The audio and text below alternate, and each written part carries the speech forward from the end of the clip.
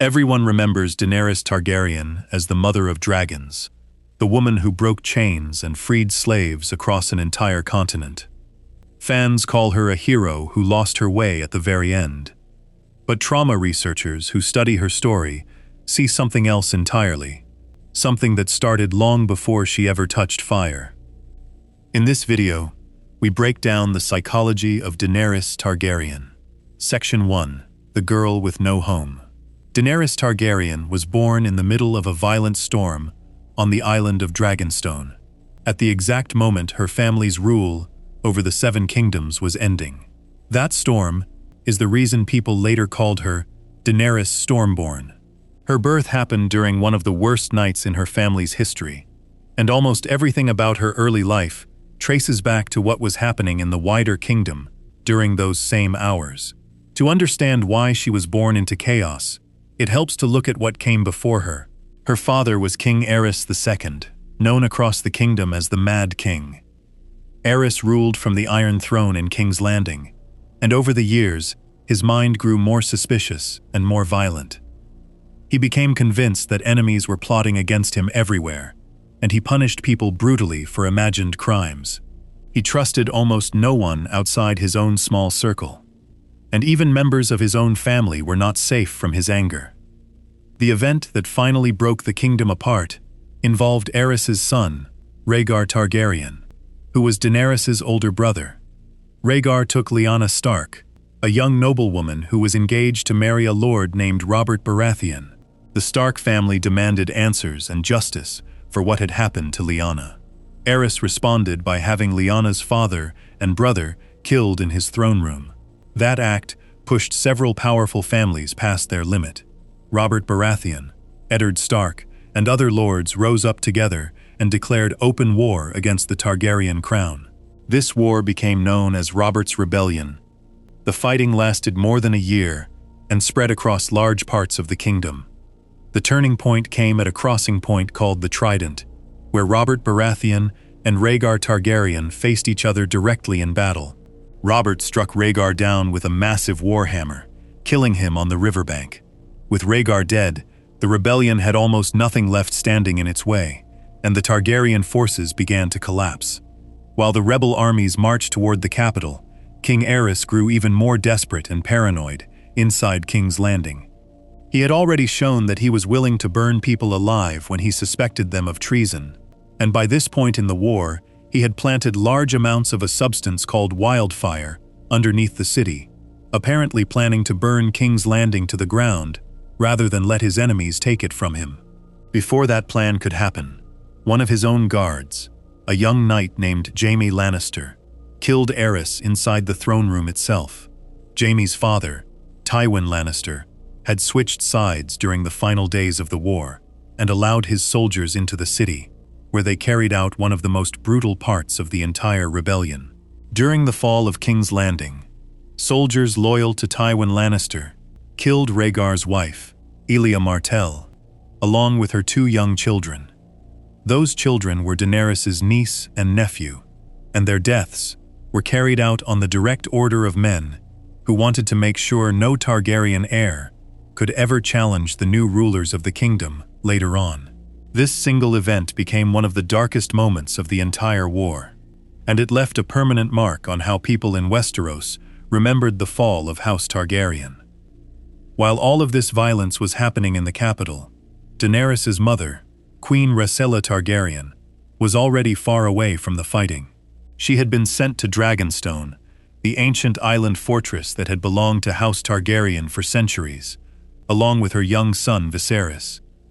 Rhaenyra was pregnant with Daenerys at the time, and she was placed under the protection of a small number of loyal guards and household staff, including a knight named Sir Willem Darry, who would go on to play a major role in the early years of Daenerys's life. Dragonstone itself was not a peaceful refuge for long. As King's Landing fell and the war ended in the rebels' favor, the new king, Robert Baratheon, sent his younger brother Stannis Baratheon to take Dragonstone and remove any remaining threat from House Targaryen. Stannis arrived with ships and soldiers to lay siege to the island fortress at almost the exact same time that Rhaenyra went into labor. The storm that hit Dragonstone on the night Daenerys was born was reportedly one of the most violent storms anyone on the island had seen in years. Thunder and lightning tore across the sky, while ships were being smashed against the rocks below the castle. Inside the fortress, Rhaella struggled through a difficult and dangerous birth. She survived long enough to see her daughter born, but she died shortly afterward from complications during the delivery.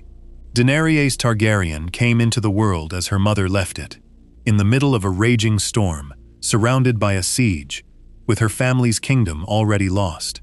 This detail matters more than it might seem at first, because it set the emotional pattern for the rest of her early life before she was even old enough to understand any of it. She never knew her mother at all. She never met her father, since Aerys had already died in King's Landing weeks earlier. The only immediate family she had left in the world was her older brother Viserys, who was still a child himself, only a few years older than her. With Stannis Baratheon's forces closing in on Dragonstone, the small group of loyalists protecting the two Targaryen children knew they could not stay.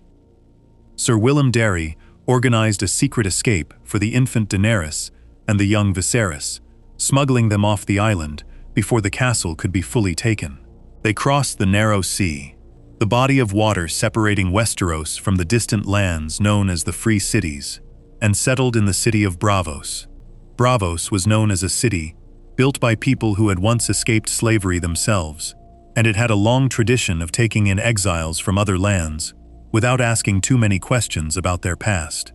For several years, Daenerys and Viserys lived there quietly under Sir Willem Darry's care.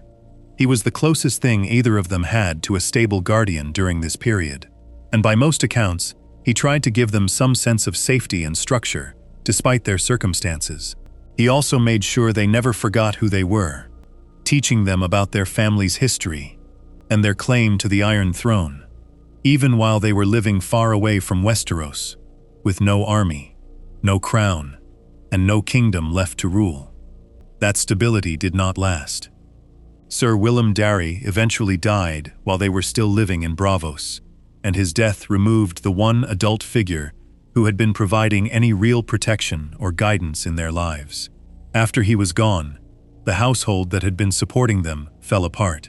Whatever income or resources had been keeping them fed and housed dried up quickly, and the two Targaryen children were left with almost nothing beyond the family heirlooms they had managed to carry with them out of Westeros. From that point on, their childhood became a story of constant movement. They traveled from city to city across the Free Cities, never staying anywhere long enough to build a real home. They lived at times in near poverty, surviving off whatever money they could raise by selling pieces of their remaining Targaryen heirlooms, including crowns and other valuable items that had once belonged to their family when they still ruled an entire kingdom. Each sale meant giving up another physical piece of the identity they had lost, just to afford food and shelter for another few months. During these years, people in the Free Cities who recognized who they were sometimes mocked Viserys, calling him the Beggar King, since he claimed to be the rightful ruler of the Seven Kingdoms, while walking around with barely enough coin to pay for a meal. This label followed him for years and became a source of deep shame and anger for him, feelings that would later shape how he treated the people closest to him, especially his younger sister. Daenerys grew up entirely inside this pattern of instability. She never lived long enough in any single city to think of it as home. She never had a permanent house, a settled community, or even a consistent set of caretakers beyond her brother, who was himself still a child, dealing with trauma from losing his entire family and kingdom before he was old enough to process any of it. Whatever safety or comfort she experienced during these years came in short bursts, tied to temporary shelter or brief periods when they had enough money to live decently, before the cycle of moving and selling off more of their past began again. This kind of upbringing, where a child has no fixed home and no steady adult presence they can rely on completely, is widely recognized as a difficult and damaging way to grow up.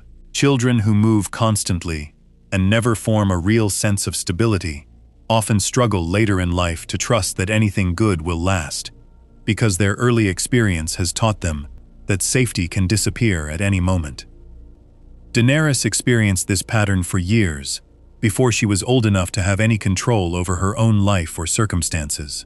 Eventually, after years of drifting between cities, Viserys and Daenerys settled in the city of Pentos, one of the wealthiest and most powerful of the free cities.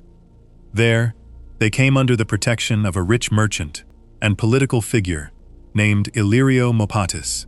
Illyrio offered them a place to live inside his own estate, along with food, clothing, and comforts that neither of them had experienced in years. On the surface, this seemed like the first real stability either of them had known since Sir Willem Darry's death. Illyrio's generosity was not simply an act of kindness toward two orphaned exiles. He had his own political interests tied to the idea of a Targaryen returning to power in Westeros, and he had spent years quietly working with other allies who shared similar goals. Housing Viserys and Daenerys inside his estate put him in a position to influence their future decisions, including decisions about marriage alliances that could benefit his own plans. Nothing about their situation in Pentos, even in this more comfortable setting, was free of purpose or calculation from the people around them.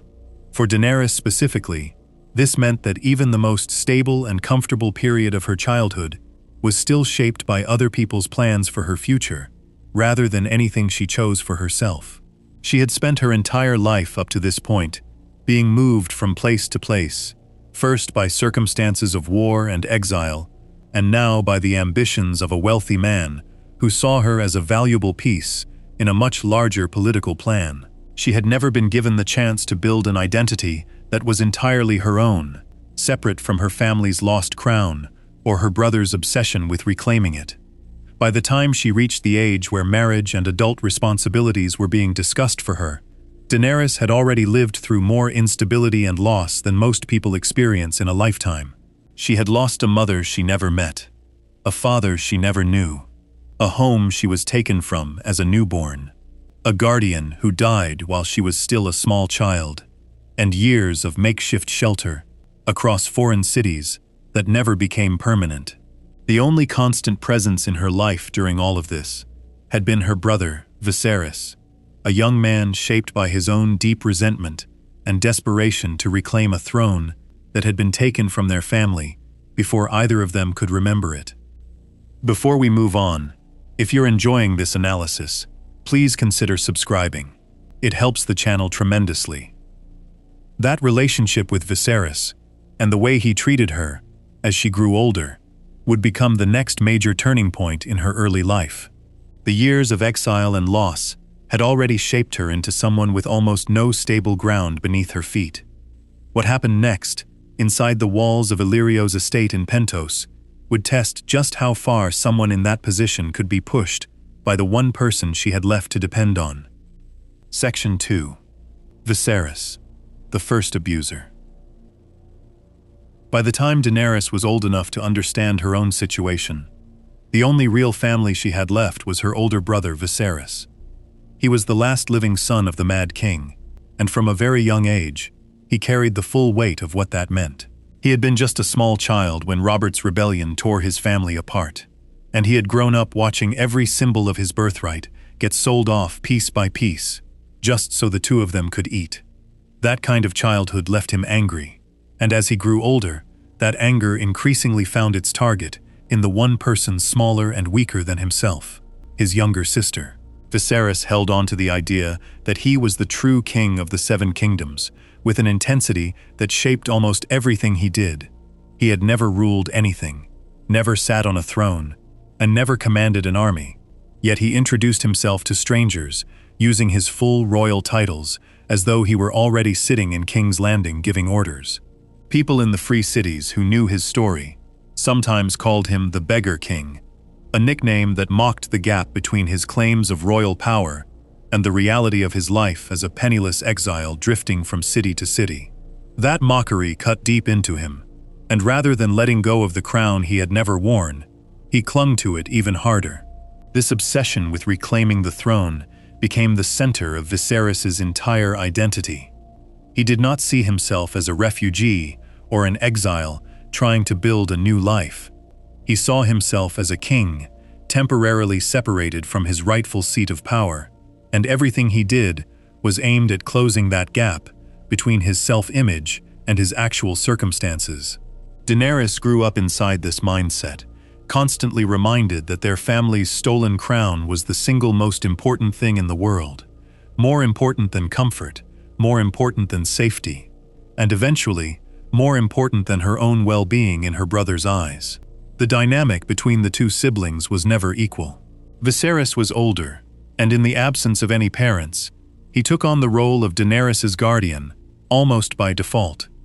There was no one else left to raise her, no aunts or uncles stepping in, no royal court to shape her upbringing. Viserys became the only adult figure directly responsible for her, despite being barely more than a teenager himself for much of her early childhood. This left Daenerys almost entirely dependent on someone who was dealing with his own unresolved anger and grief, someone who had no real preparation or guidance for how to care for another person. As Daenerys grew older, this dependence took a darker shape. Viserys began treating her less like a sister he needed to protect, and more like property that belonged to him, something he could use however he saw fit in service of his larger goal. He often reminded her that everything about her, her body, her choices, her future, existed to serve the restoration of their family's crown. She was not raised to think of herself as someone with her own path in life. She was raised to think of herself as a tool that her brother could use to get closer to the throne he believed was rightfully his. One of the clearest examples of how Viserys treated Daenerys came through his repeated threats involving their family's history with dragons. House Targaryen had ruled Westeros for hundreds of years, partly because of their historical connection to dragons, even though the last of those dragons had died out generations before either sibling was born. Despite the dragons being gone, Viserys kept the symbolism alive in the way he spoke to his sister. When she did something that upset him or failed to obey him the way he wanted, he would tell her that she was making him angry enough to wake the dragon inside himself, warning her that he would hurt her badly if she pushed him too far. This threat became a constant presence in her childhood, a way for him to keep her compliant, through fear, rather than through any real bond of trust or care between them. These threats were not empty words used only occasionally. Viserys showed on more than one occasion that he was willing to follow through with physical violence against his sister when he felt she had disobeyed him or embarrassed him in front of others. He would grab her, strike her, or handle her roughly whenever his temper got the better of him. And these moments taught Daenerys from a very young age that her physical safety depended entirely on managing her brother's moods and avoiding anything that might set him off. She learned to read his behavior closely, to predict when his anger was rising, and to adjust her own actions in an attempt to prevent violence before it happened. This kind of environment, where a child grows up under the constant threat of physical harm from the one person responsible for their care, teaches that child some very specific and lasting lessons about how relationships work. It teaches them that love and safety are conditional, dependent on good behavior, and that the people closest to them can turn dangerous without much warning. It also teaches them to suppress their own feelings and needs in order to avoid provoking the person who controls their safety. Daenerys grew into her teenage years having absorbed exactly these lessons from years of living under her brother's temper. The situation reached its most significant turning point once the two of them settled in Pentos under the protection of the wealthy merchant Illyrio Mopatis. Illyrio had his own political interests in seeing a Targaryen return to power in Westeros, and he had spent years building relationships with other powerful figures across the Free Cities who shared similar ambitions. One of those figures was Khal Drogo, the leader of an enormous group of Dothraki warriors, horse riders known throughout the region for their military strength and their fearsome reputation in battle. Illyrio and Viserys began discussing the idea of arranging a marriage between Daenerys and Drogo, a deal that would give Viserys access to a massive army of Dothraki warriors in exchange for handing over his sister. Daenerys was not consulted about this arrangement in any meaningful way. She was 13 years old at the time these plans were being made, and the decision about her marriage was treated entirely as a transaction between men who saw her as valuable currency rather than as a person with feelings or a say in her own future. Viserys presented the marriage to her almost as an order rather than a request, making clear that her cooperation was expected and that resisting would not be tolerated. For Daenerys, there was no real space to object, since she had spent her entire life learning that disagreeing with her brother came with a cost she could not afford to pay.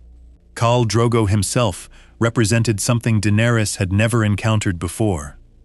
A man of enormous physical size and reputation. Someone described by those who knew him as one of the fiercest and most feared leaders the Dothraki people had ever produced.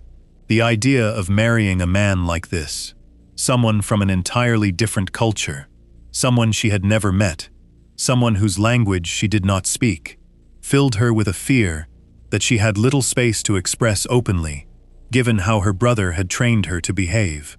In the days leading up to the wedding, Viserys made his expectations of her painfully clear. He told her directly that she needed to please Khal Drogo, warning her that the success of their entire plan depended on her being able to secure the loyalty and commitment of a man she had never met before that day. He framed her wedding night and her ability to satisfy her new husband as something she had a personal obligation to succeed at, regardless of her own comfort, safety, or willingness. This turned an already terrifying situation, a forced marriage to a stranger from a completely different world, into something Daenerys was told she had no choice but to make work, or else risk facing her brother's anger for failing him. The wedding itself took place among the Dothraki people, following their own customs, rather than anything resembling the ceremonies Daenerys might have grown up with in Westeros, had her family never been overthrown. Dothraki weddings were known for being loud, chaotic, and often violent affairs, sometimes involving public fights between guests, as displays of strength and status.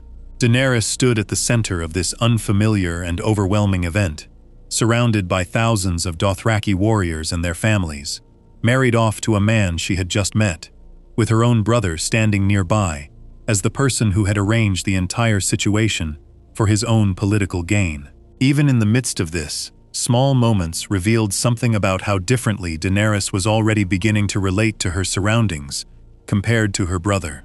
During the wedding celebration, a knight named Jorah Mormont, who had been exiled from Westeros for breaking the law and had ended up serving in Illyrio's household, gave Daenerys a small gift of books written in the language of the Seven Kingdoms, a quiet gesture meant to give her some connection to the home she had never actually known. This small act of kindness stood in sharp contrast to the way her own brother had been treating her throughout the entire process leading up to this day, and it planted an early seed of the idea that not everyone around her saw her the way Viserys did. As the marriage moved forward and Daenerys was brought further into life among the Dothraki, tensions between her and Viserys did not disappear. If anything, they grew sharper as Daenerys slowly began adjusting to her new circumstances in ways that Viserys had not anticipated or prepared for. He had expected the marriage to simply hand him control over Drogo's army, treating Daenerys purely as the means by which he would finally reclaim his throne. He did not expect his sister to begin finding any sense of place or belonging among the Dothraki herself, and when small signs of this began to appear, his frustration with her only increased. Viserys's behavior toward Daenerys during this period remained consistent with the pattern that had defined their entire relationship up to that point. He continued to see her worth almost entirely in terms of what she could provide for him, whether that meant an army through her marriage or continued obedience through fear.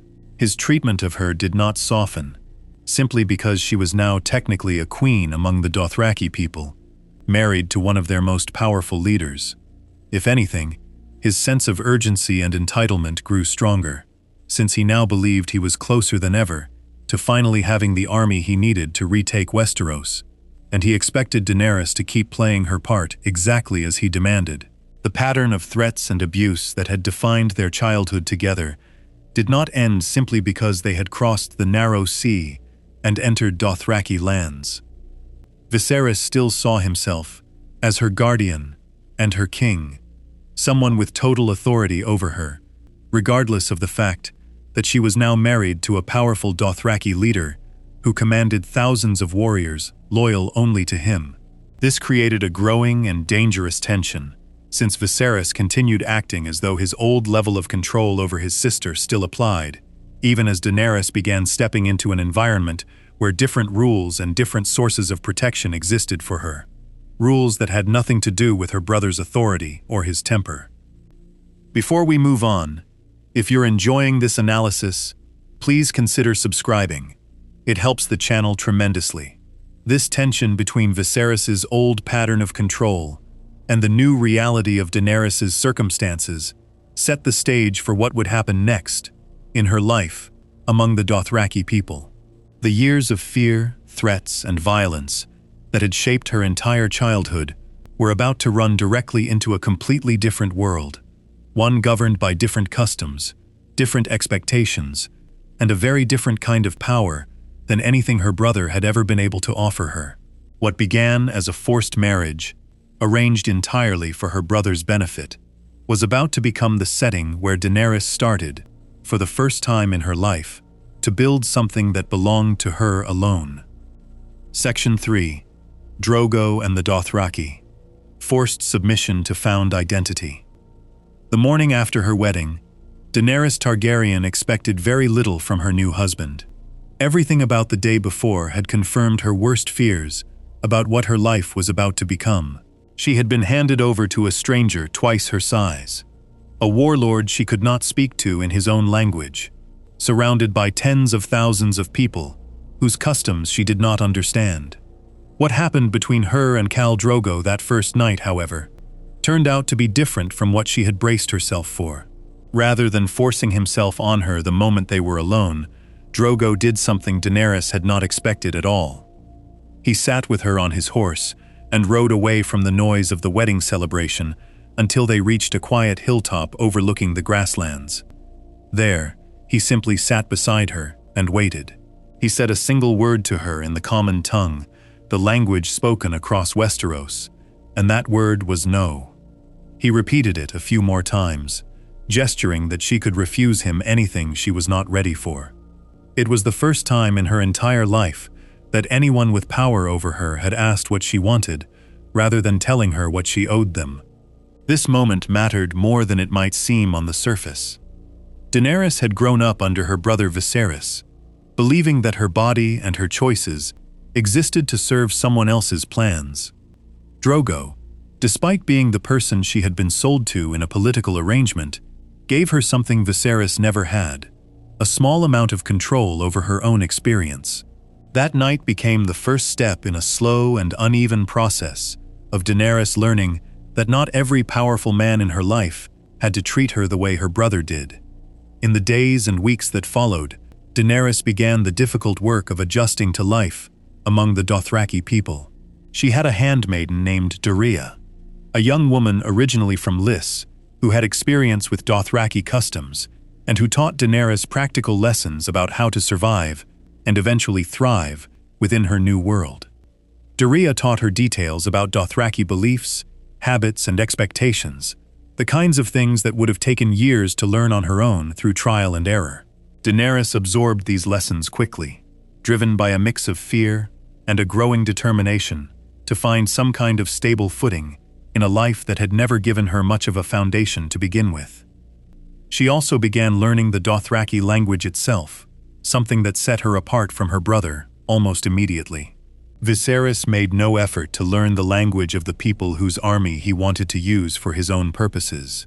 He treated the Dothraki as tools for his ambition, beneath him culturally and socially, despite the fact that he depended entirely on their strength. Daenerys took the opposite approach. She worked to understand the people around her, to speak with them directly, rather than only through translators, and to show real interest in their customs, rather than treating them as obstacles standing between her and safety. This effort did not go unnoticed among the Dothraki, particularly among the women of the Khalasar, the massive traveling group of Dothraki riders, families, slaves, and horses that moved together across the grasslands under Drogo's leadership. Dothraki society placed a great deal of value on strength, respect, and the ability to earn a place within the group through action, rather than birth alone. Daenerys began to earn small amounts of respect from the people around her, not because of who her family had once been in a faraway kingdom, but because of how she carried herself and how she treated the people in her daily life. Ser Jorah Mormont remained close to her during this period as well, continuing the quiet support he had first shown her with the gift of books at her wedding. Jorah had been exiled from Westeros years earlier, after breaking the law there, and he had ended up serving under Illyrio Mopatis before being placed near Daenerys as someone with knowledge of Westerosi customs who could help guide her. Over time, Jorah became one of the few steady and protective presences in her life, someone who treated her with genuine loyalty rather than viewing her purely as a means to some other goal. This stood in sharp contrast to how Viserys continued to treat her, even after the wedding had already taken place. Viserys, for his part, grew increasingly frustrated as the weeks passed. He had expected that securing the marriage would immediately hand him control over Drogo's army, allowing him to march on Westeros and reclaim the throne he believed belonged to him. Instead, Drogo showed no urgency about crossing the sea to fight a war that meant nothing to him personally.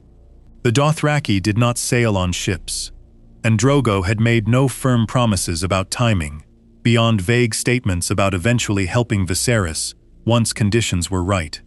This left Viserys stuck in a kind of limbo, dependent on people he did not respect, watching his sister slowly build a life for herself while his own plans stalled. His frustration came out in increasingly reckless behavior. At one point, desperate for money and status within the Khalasar, Viserys sold a beautiful silver horse that Drogo had given to Daenerys as a wedding gift, a horse that Daenerys had grown attached to and that carried real symbolic weight as a mark of her position among the Dothraki. This act showed once again that Viserys viewed everything around Daenerys, including gifts given specifically to her, as ultimately belonging to him, to use however he saw fit. It was one more example, in a long pattern stretching back to their childhood, where Viserys treated his sister's belongings, her body, and her choices as extensions of his own property. As Daenerys continued adjusting to Dothraki life, she also began to change in ways that had nothing to do with Viserys at all. She started riding on her own, rather than being carried in a cart, something that surprised and impressed the Dothraki around her, since horseback riding was central to their entire culture and way of life.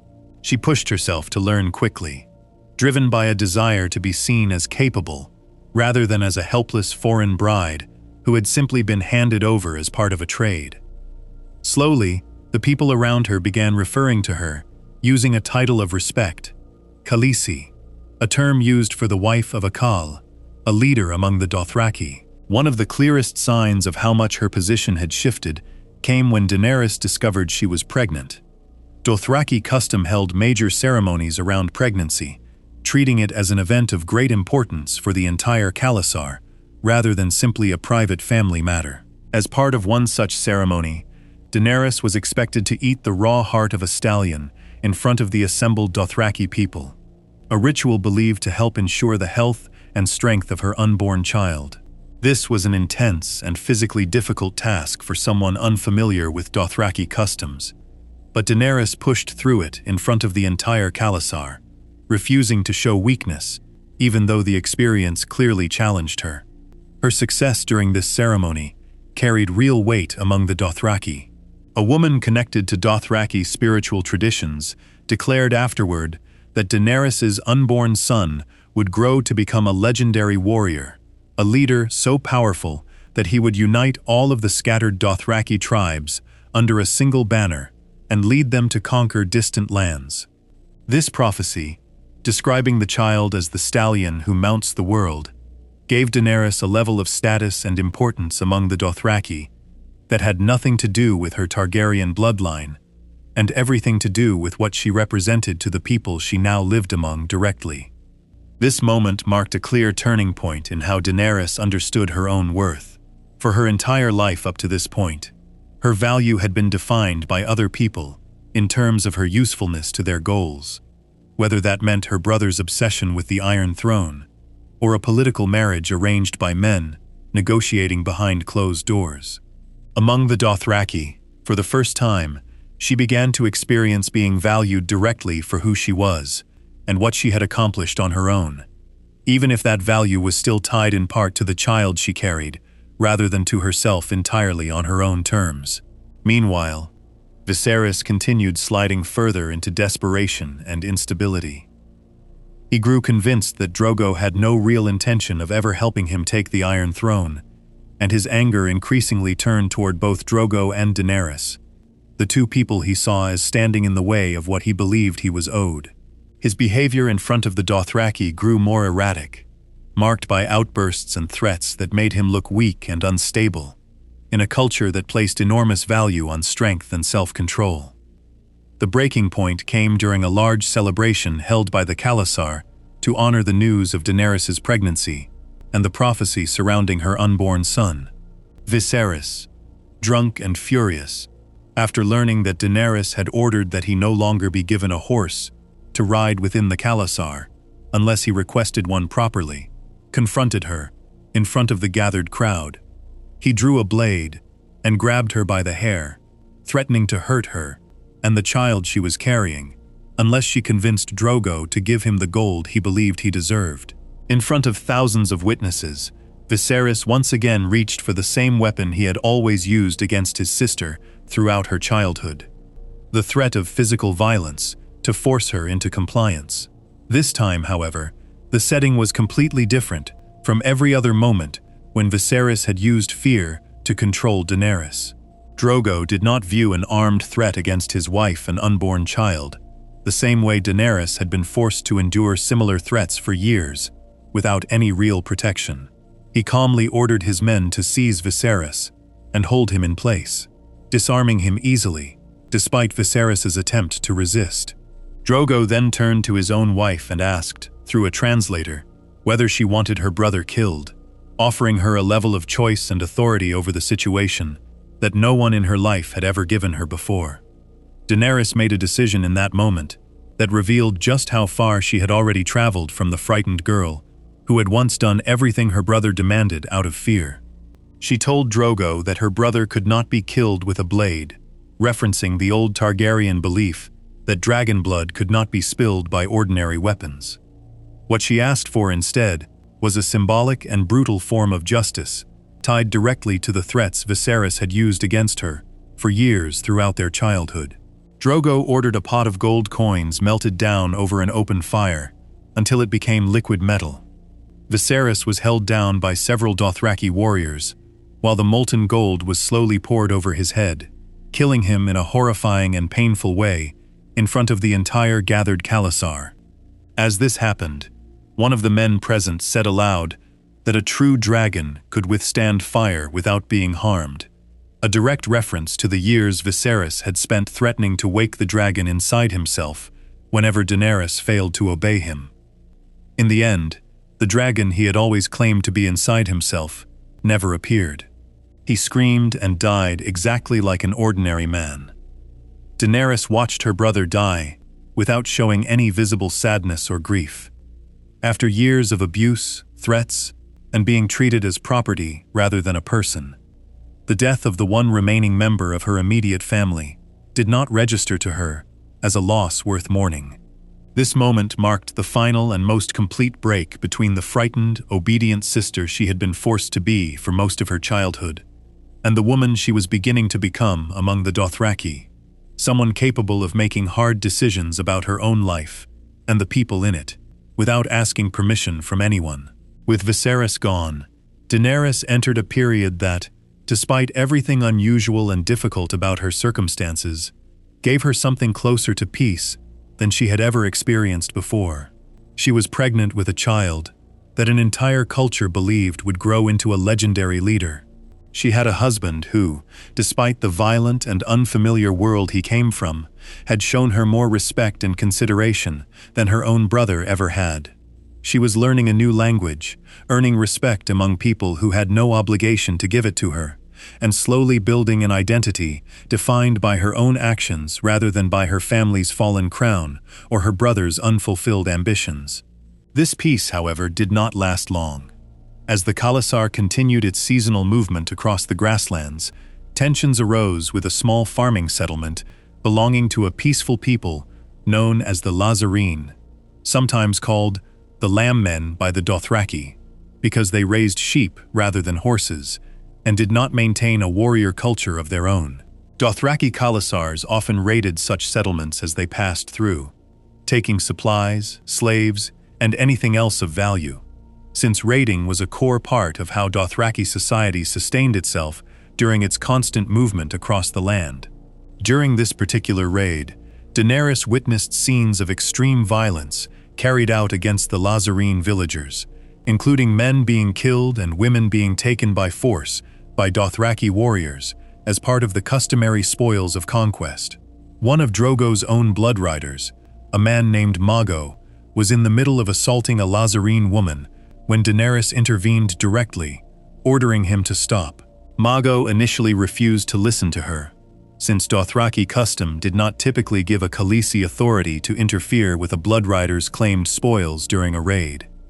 Daenerys pressed the issue further, insisting that the women be spared from this treatment and instead be taken as captives to be used or traded as slaves rather than assaulted on the spot.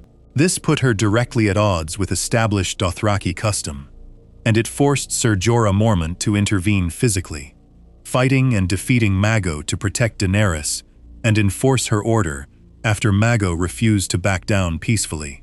This moment showed a version of Daenerys that had not existed even a few months earlier, someone willing to challenge deeply held cultural practices around her, using whatever authority she had earned as Khaleesi to try to reduce suffering among people who had no connection to her at all, beyond simple human decency. Among the captured Lazarene women was one who would go on to play an extremely significant role in the events that followed.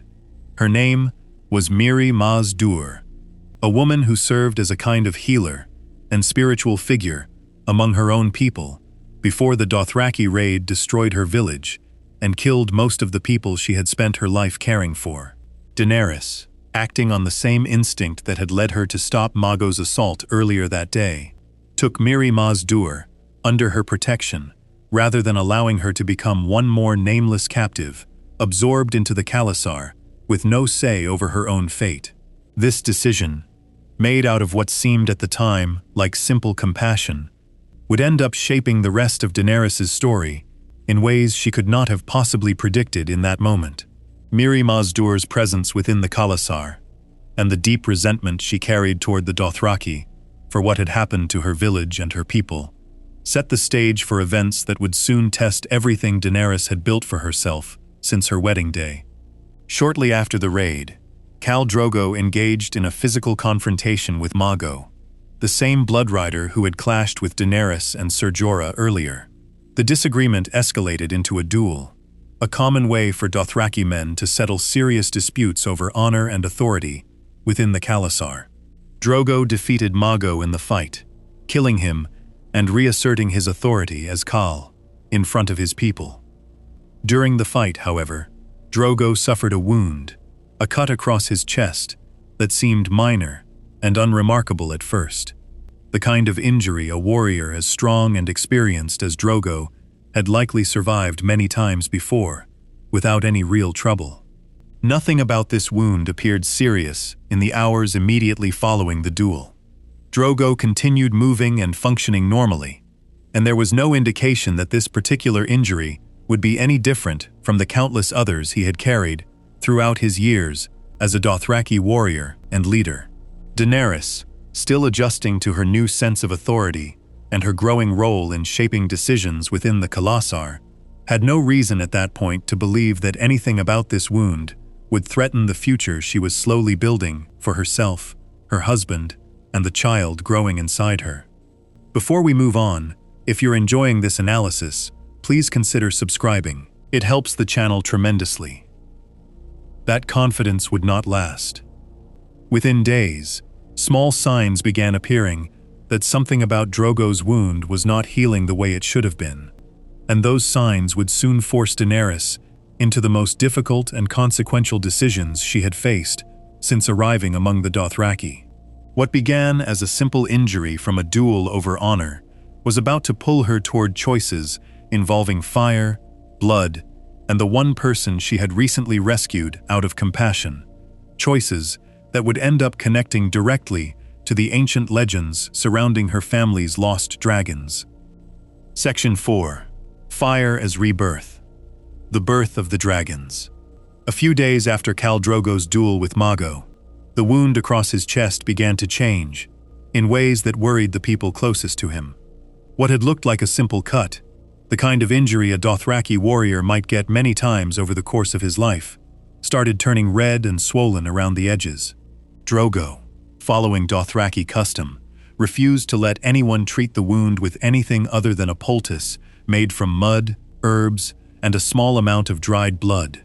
A traditional remedy the Dothraki trusted deeply, believing that exposing an open wound to open air or unfamiliar medicine invited danger rather than healing. Ser Jorah Mormont grew concerned as the days passed, and the wound showed no sign of closing properly. He had spent enough time around battle injuries during his years as a knight in Westeros to recognize that something was wrong. Rather than improving, the skin around the cut had begun to look darker and angrier, and a faint but noticeable smell had started coming from the area, a sign that the wound was becoming infected rather than healing the way an injury from a duel normally should within a matter of days among a people used to constant combat. Daenerys shared Jorah's concern, but she faced a difficult problem in trying to act on it. Drogo, as Khal, held complete authority over decisions about his own body and his own care, and Dothraki custom did not give a Khaleesi the standing to override those decisions, even when she could see clearly that something serious was happening. She pushed him gently to allow proper treatment, but Drogo brushed off her worry, insisting that he had suffered worse wounds before and that this one would heal the same way all the others had, through rest and the traditional poultice his own people trusted. As the Khalasar continued its movement across the grasslands, Drogo's condition worsened steadily rather than improving. He began showing signs of fever, sweating heavily even in moderate weather, and losing some of the steady strength and alertness that had defined him since Daenerys first met him on their wedding day. Riding, which had always come as naturally to him as breathing, started to become difficult, and there were moments where he swayed unsteadily on his horse in a way that had never happened before in front of his own people. It was during this stretch of worsening symptoms that Daenerys remembered Mirri Maz Duur, the Lahazareen woman she had personally rescued during the earlier raid on the sheep farming village. Mirri Maz Duur had described herself as someone trained in healing practices among her own people, a kind of wise woman who understood herbs, treatments, and remedies that went beyond what the Dothraki traditionally trusted. Daenerys, desperate to find any way to help her husband, made the decision to bring Mirri Maz Duur to Drogo, despite knowing that this choice went directly against Dothraki custom and would likely upset many of the people around her. Mirri Maz Duur examined the wound and confirmed what Jorah had already suspected, that the injury had become seriously infected, likely made worse by the poultice the Dothraki had been using on it, which she believed had done more harm than good by trapping dirt and bacteria against the open skin rather than allowing it to heal properly. She told Daenerys that she could try to treat the wound using her own methods, but she needed to clean it thoroughly first, which meant removing the traditional poultice and treating it in a way that ran directly against everything the Dothraki around them believed was correct. This put Daenerys in an extremely difficult position. Drogo's own blood riders and the wise men within the Khalasar strongly opposed letting a foreign woman, someone from a village their own people had just raided, treat their Khal, using unfamiliar methods that contradicted long-standing Dothraki tradition. Daenerys, however, had already shown throughout her time among the Dothraki that she was willing to make hard decisions when she believed lives were at stake, and she overruled the objections, allowing Mirri Maz Duur to proceed with treating Drogo using her own knowledge of herbs and wound care. For a short period, it seemed as though this decision might work. Mirri Maz Duur cleaned the wound properly and applied different herbs meant to fight the infection directly, rather than simply covering it. Drogo's fever appeared to stabilize somewhat, and there were brief moments where he seemed more alert and aware than he had been in the days immediately before. This gave Daenerys a small amount of hope that her decision to go against Dothraki custom had been the right one, and that her husband might still recover from what had started as a fairly minor wound from an ordinary duel. During this same stretch of days, Daenerys' own health took a sudden and frightening turn. She began experiencing intense pain, and it quickly became clear that something was seriously wrong with her pregnancy. The exact cause was never fully explained to her at the time, but the timing connected closely to the stress and danger surrounding Drogo's declining condition, along with the physical demands of the long journey the Khalasar had been making across difficult terrain during this period. With Drogo unable to make decisions clearly because of his own worsening condition, and with no other immediate authority figure willing or able to step in, Daenerys turned again to Mirri Maz Duur, this time asking her to help save the child she was carrying. The same child an entire Khalasar had once celebrated as a future conqueror destined to unite the Dothraki people.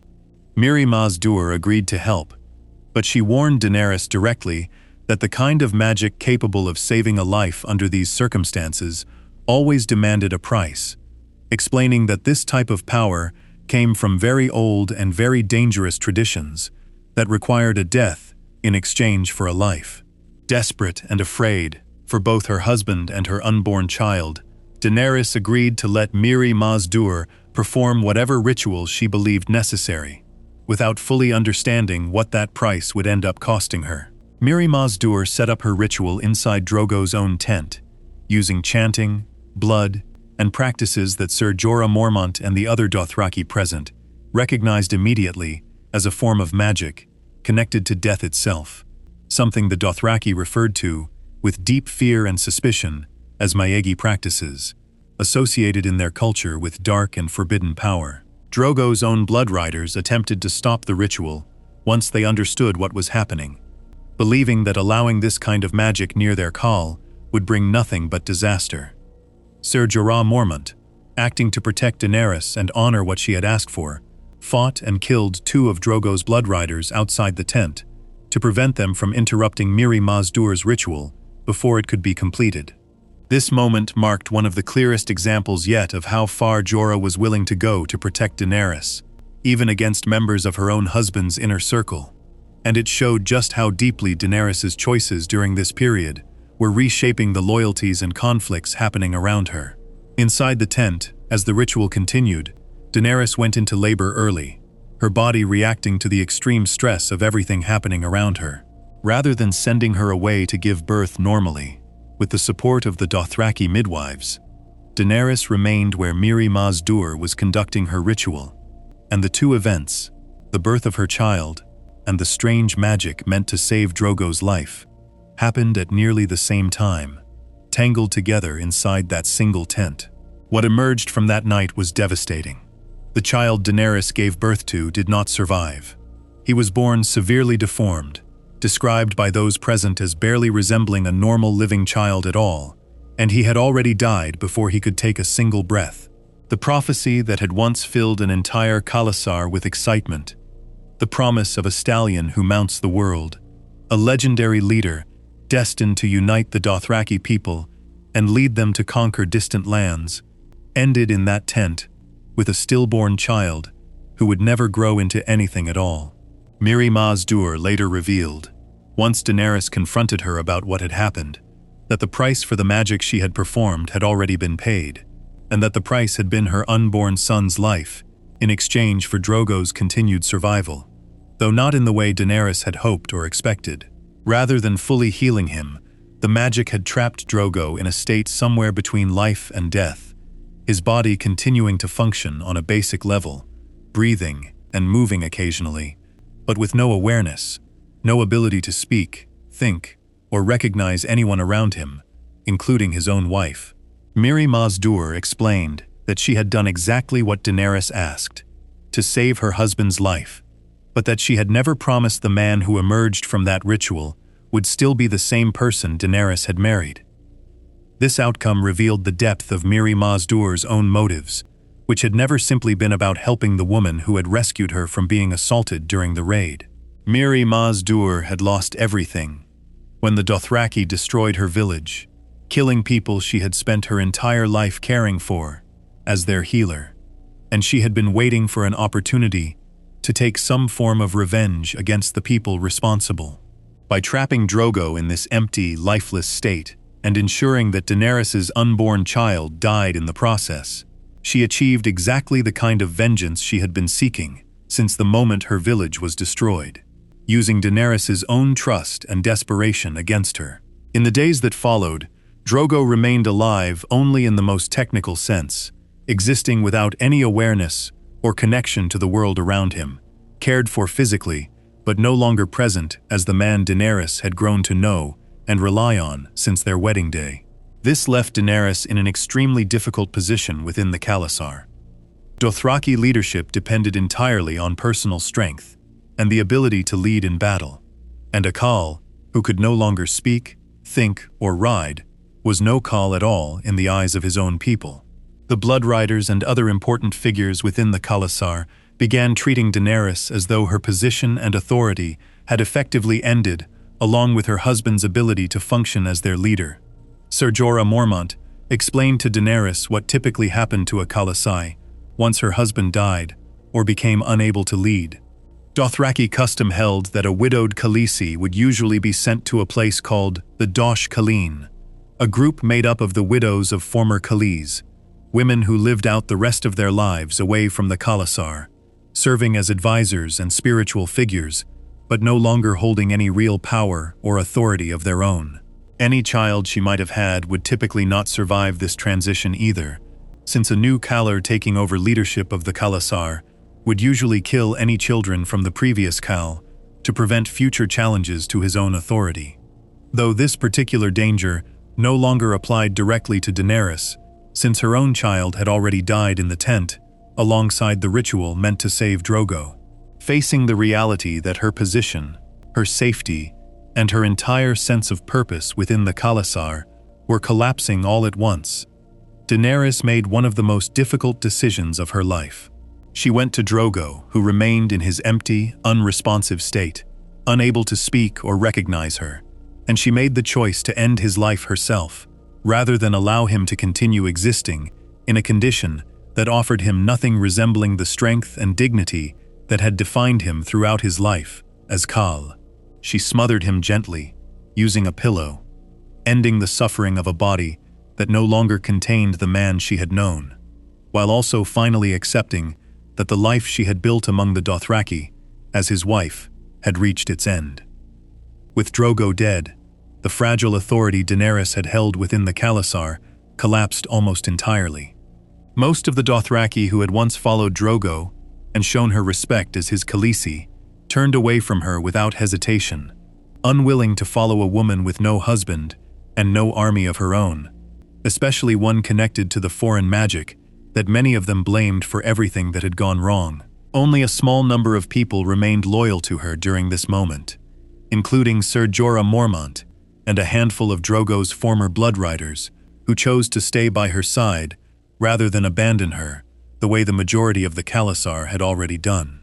Daenerys still had 3 dragon eggs in her possession, ancient stone-like eggs that had been given to her as a wedding gift, objects that had belonged to House Targaryen for generations, but that no one had seen hatch into living dragons in well over 100 years.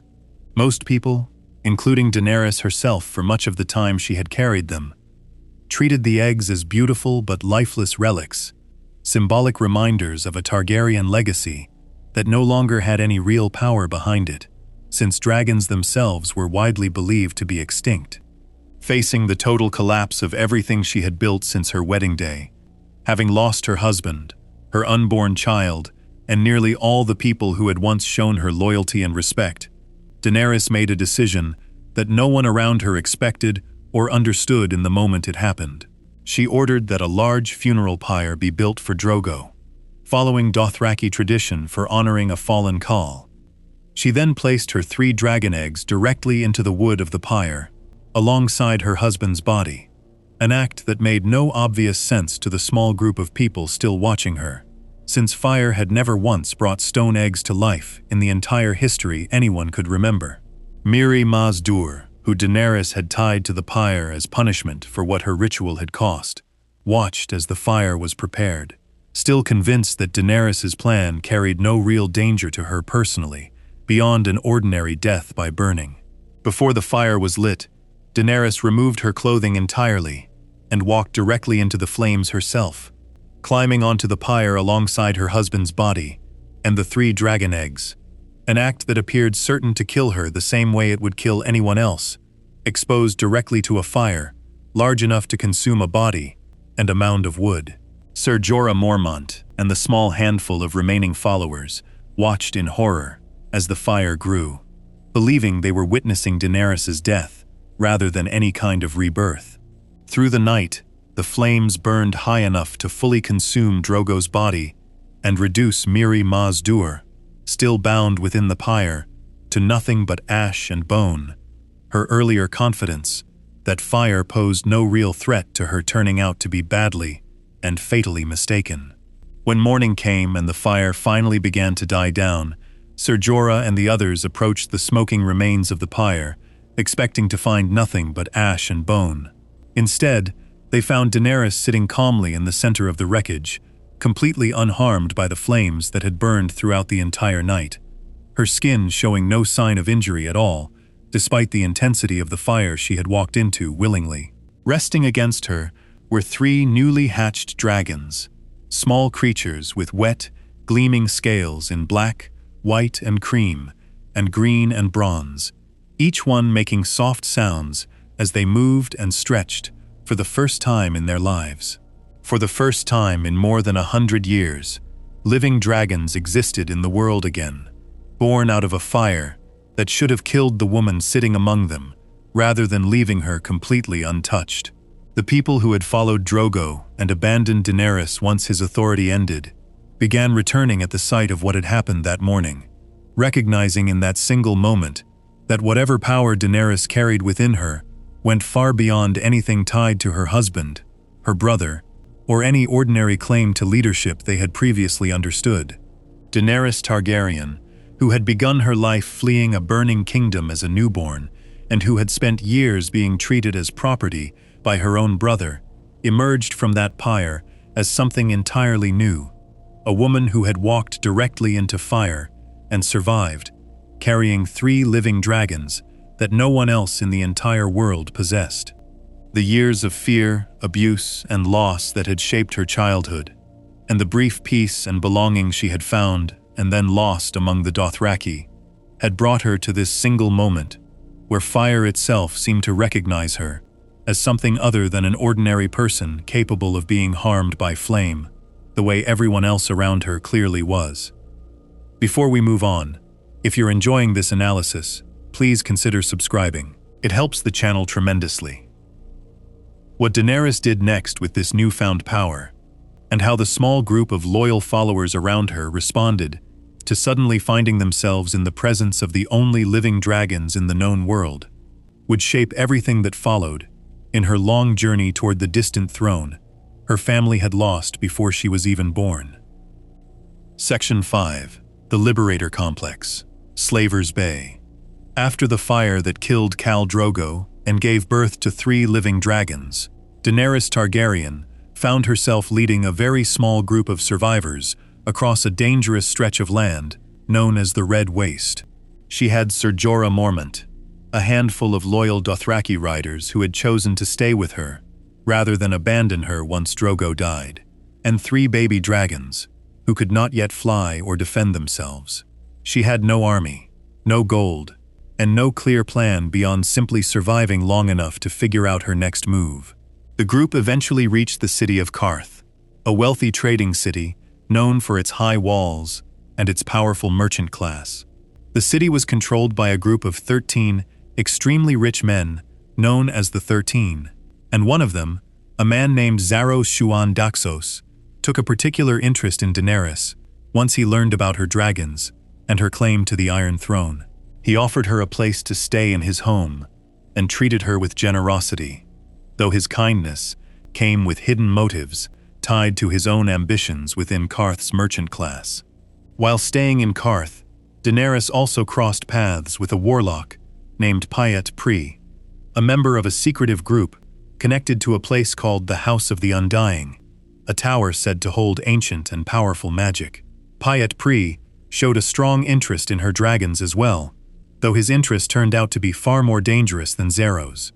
Eventually, Xaro and Pyat Pri worked together, along with Daenerys' own handmaiden Dorea, who betrayed her, to steal her 3 dragons and lock her outside of Xero's home, leaving her without the one thing that made her different from any other exiled royal, wandering the world with no army and no kingdom.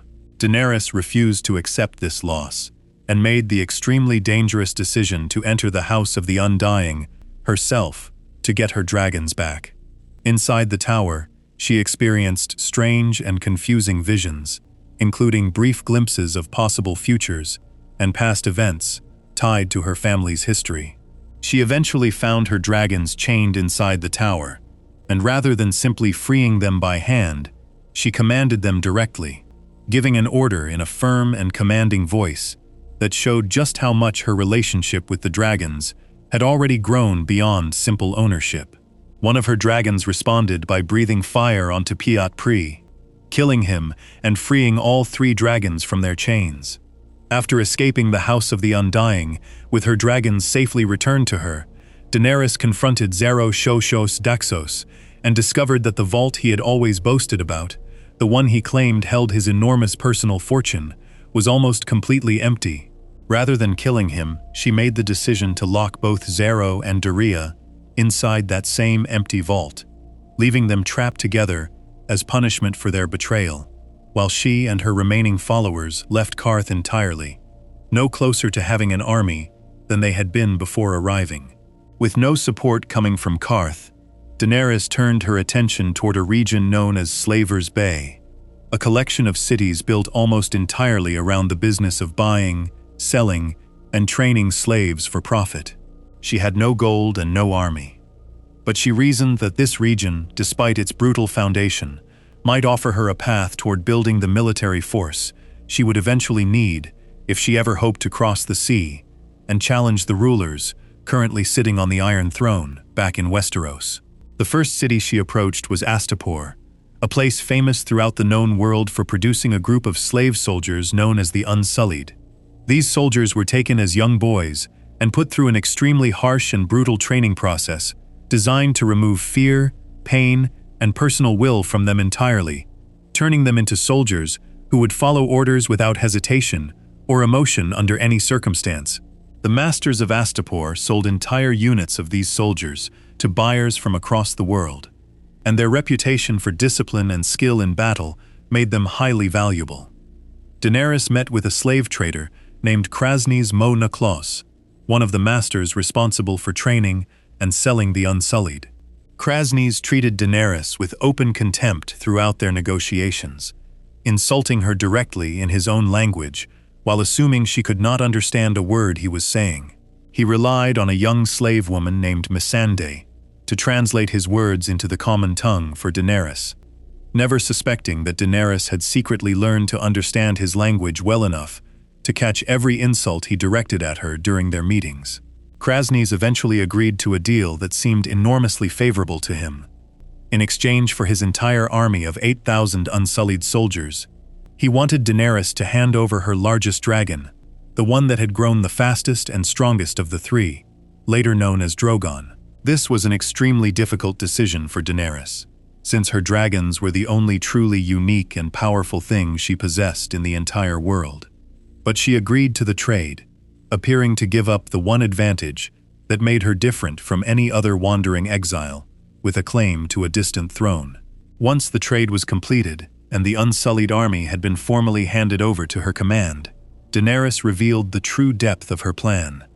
She spoke directly to Krasny in his own language, shocking him by proving that she had understood every insult he had thrown at her throughout their entire negotiation.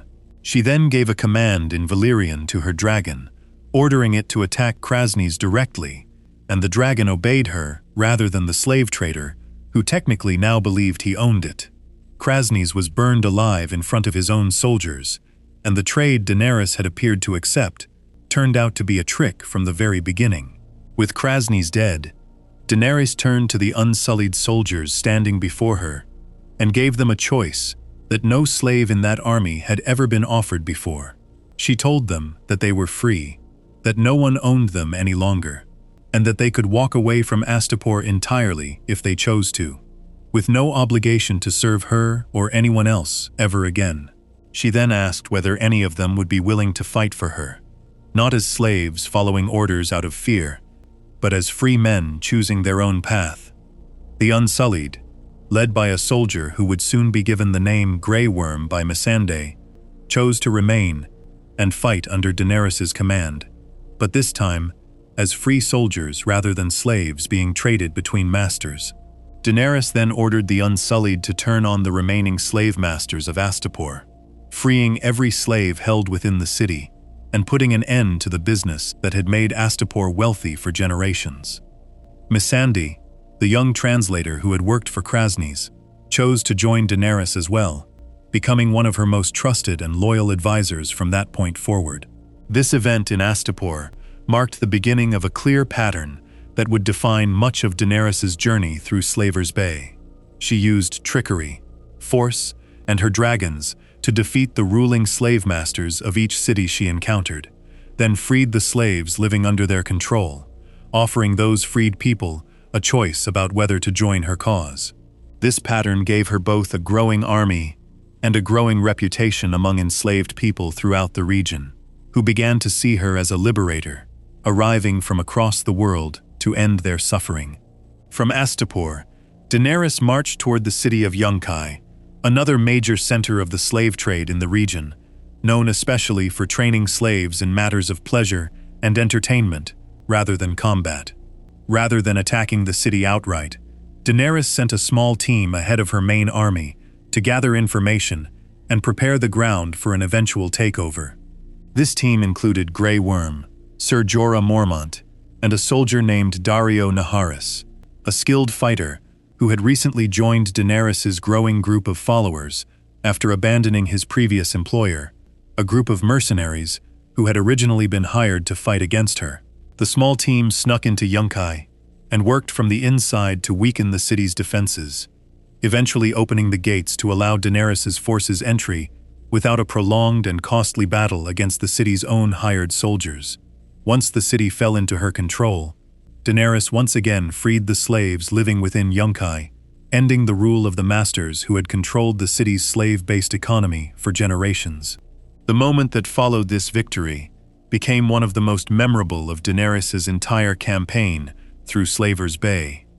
As she walked among the newly freed people of Yunkai, thousands of them gathered around her, reaching out and calling her Misesa, a word from their own language meaning mother. The crowd lifted her up above their heads, carrying her through the streets in a massive display of gratitude and devotion, treating her not simply as a conqueror who had defeated their former masters, but as a protector who had personally given them their freedom and their future back. This moment shaped how Daenerys began to see herself and her purpose moving forward. She had spent her entire life up to this point being treated as property by her own brother, being sold into a forced marriage, and struggling constantly to find any sense of stable identity or purpose. In the freed people of Yunkai, she found thousands of people who saw her as exactly the opposite of everything she had experienced growing up. A savior rather than someone to be used, a mother figure rather than a tool for someone else's ambition. This reaction fed directly into a growing sense of purpose and destiny that would continue building throughout the rest of her campaign. With Astapor and Yunkai both freed from their former slave masters, Daenerys set her sights on the third and largest city in the region, Meereen, a city famous for its enormous pyramids and its long history as one of the most powerful centers of the slave trade in the entire known world. The masters of Meereen, aware that Daenerys was approaching with her growing army of freed soldiers, decided to send a clear and brutal warning meant to frighten her away from attacking their city. Along the road connecting Yunkai to Meereen, a distance of 163 miles, The masters of Meereen crucified slave children, placing one dead child's body approximately every mile along that entire stretch of road, each body positioned so that its arm pointed directly in the direction Daenerys and her army were traveling. This was meant to serve as both a threat and a taunt, showing Daenerys exactly what the masters of Meereen thought of her cause and daring her to continue her march toward their city, despite this horrifying display. Daenerys counted every single body along that road herself, refusing to look away from what had been done. When she reached Meereen, she made a decision that would become one of the most debated moments of her entire campaign. She ordered that the same number of great masters, the ruling slave-owning class of Meereen, be crucified in exactly the same manner as the children had been. One master for every mile, 163 in total, as a direct and equal response to what had been done along that road. This decision showed a side of Daenerys that went beyond simple liberation.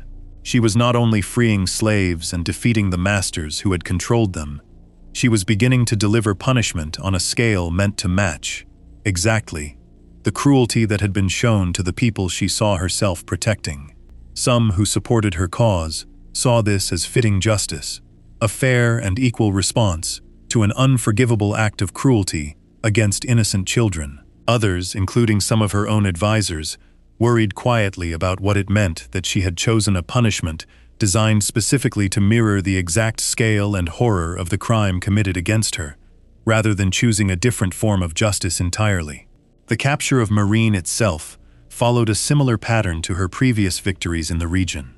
She relied on her unsullied soldiers, on allies working from within the city, among its own oppressed population, and on the fear her reputation and her dragons had already built throughout the region by this point in her campaign. The city fell into her hands. Its slave-based economy collapsed, and thousands more people who had spent their entire lives in bondage found themselves suddenly free, joining the growing number of people across Slaver's Bay who now saw Daenerys as the person responsible for ending their suffering. By the time Meereen fell under her control, Daenerys had transformed dramatically from the frightened, penniless exile who had once fled across the Red Waste with nothing but 3 dragon eggs and a handful of loyal followers. She now commanded a large and battle-tested army made up of unsullied soldiers and other fighters who had chosen to follow her. She possessed 3 grown dragons, capable of devastating entire armies on their own, and she had built a reputation across an entire region as a liberator, someone capable of freeing the enslaved and punishing those responsible for their suffering.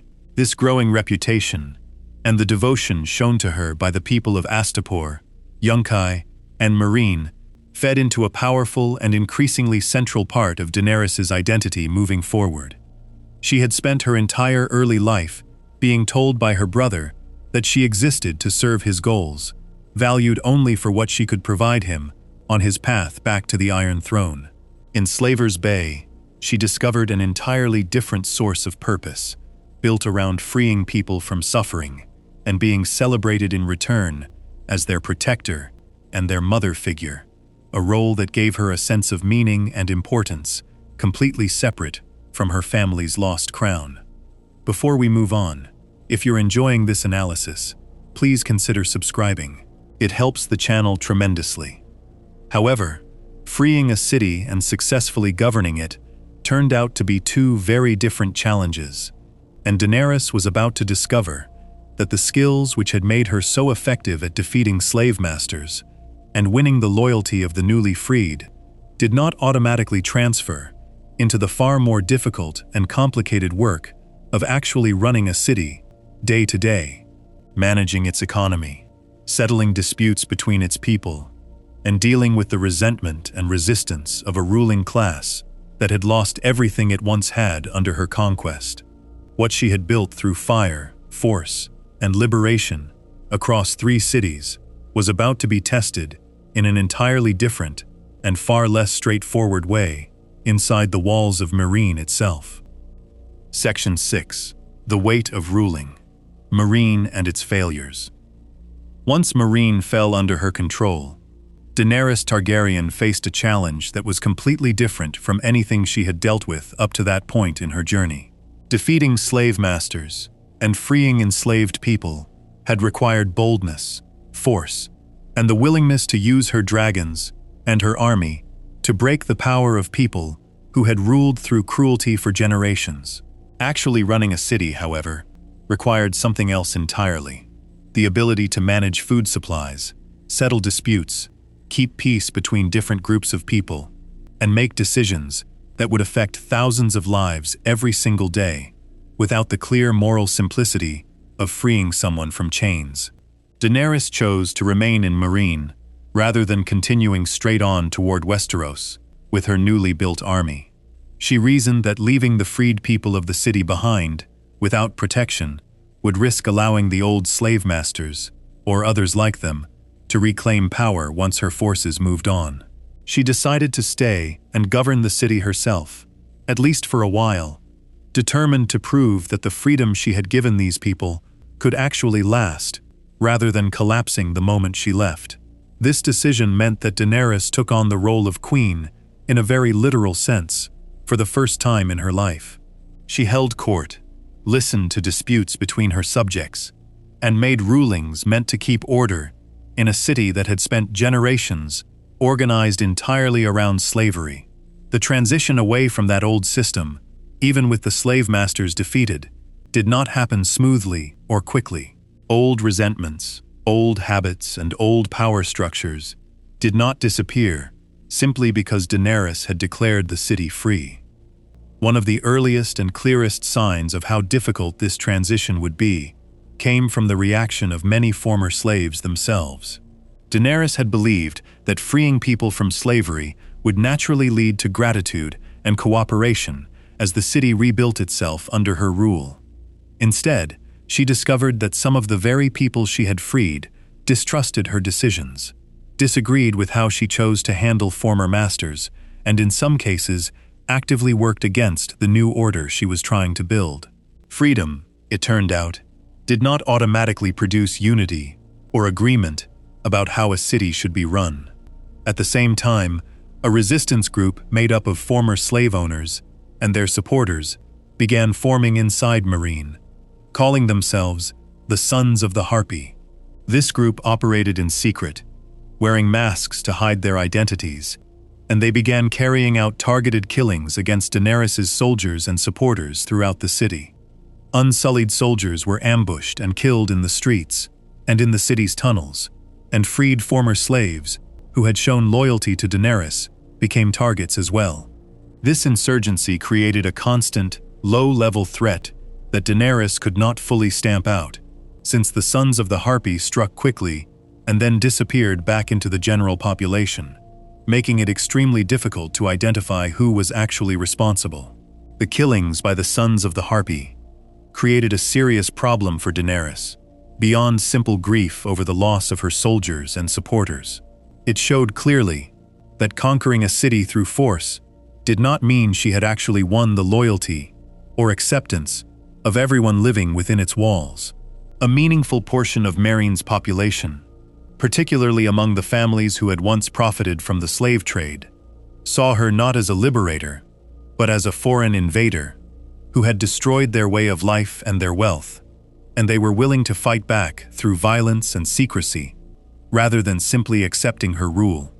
Daenerys responded to this growing insurgency with harsh measures meant to send a clear message.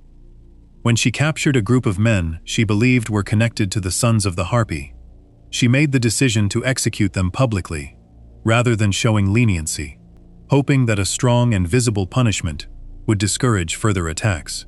This approach reflected the same instinct she had shown back on the road to Meereen, when she ordered the crucifixion of 163 great masters in response to the murdered slave children along that same road. Fear and force had worked for her during her military campaign across Slaver's Bay, and she leaned on those same tools again as she tried to hold Meereen together during peacetime.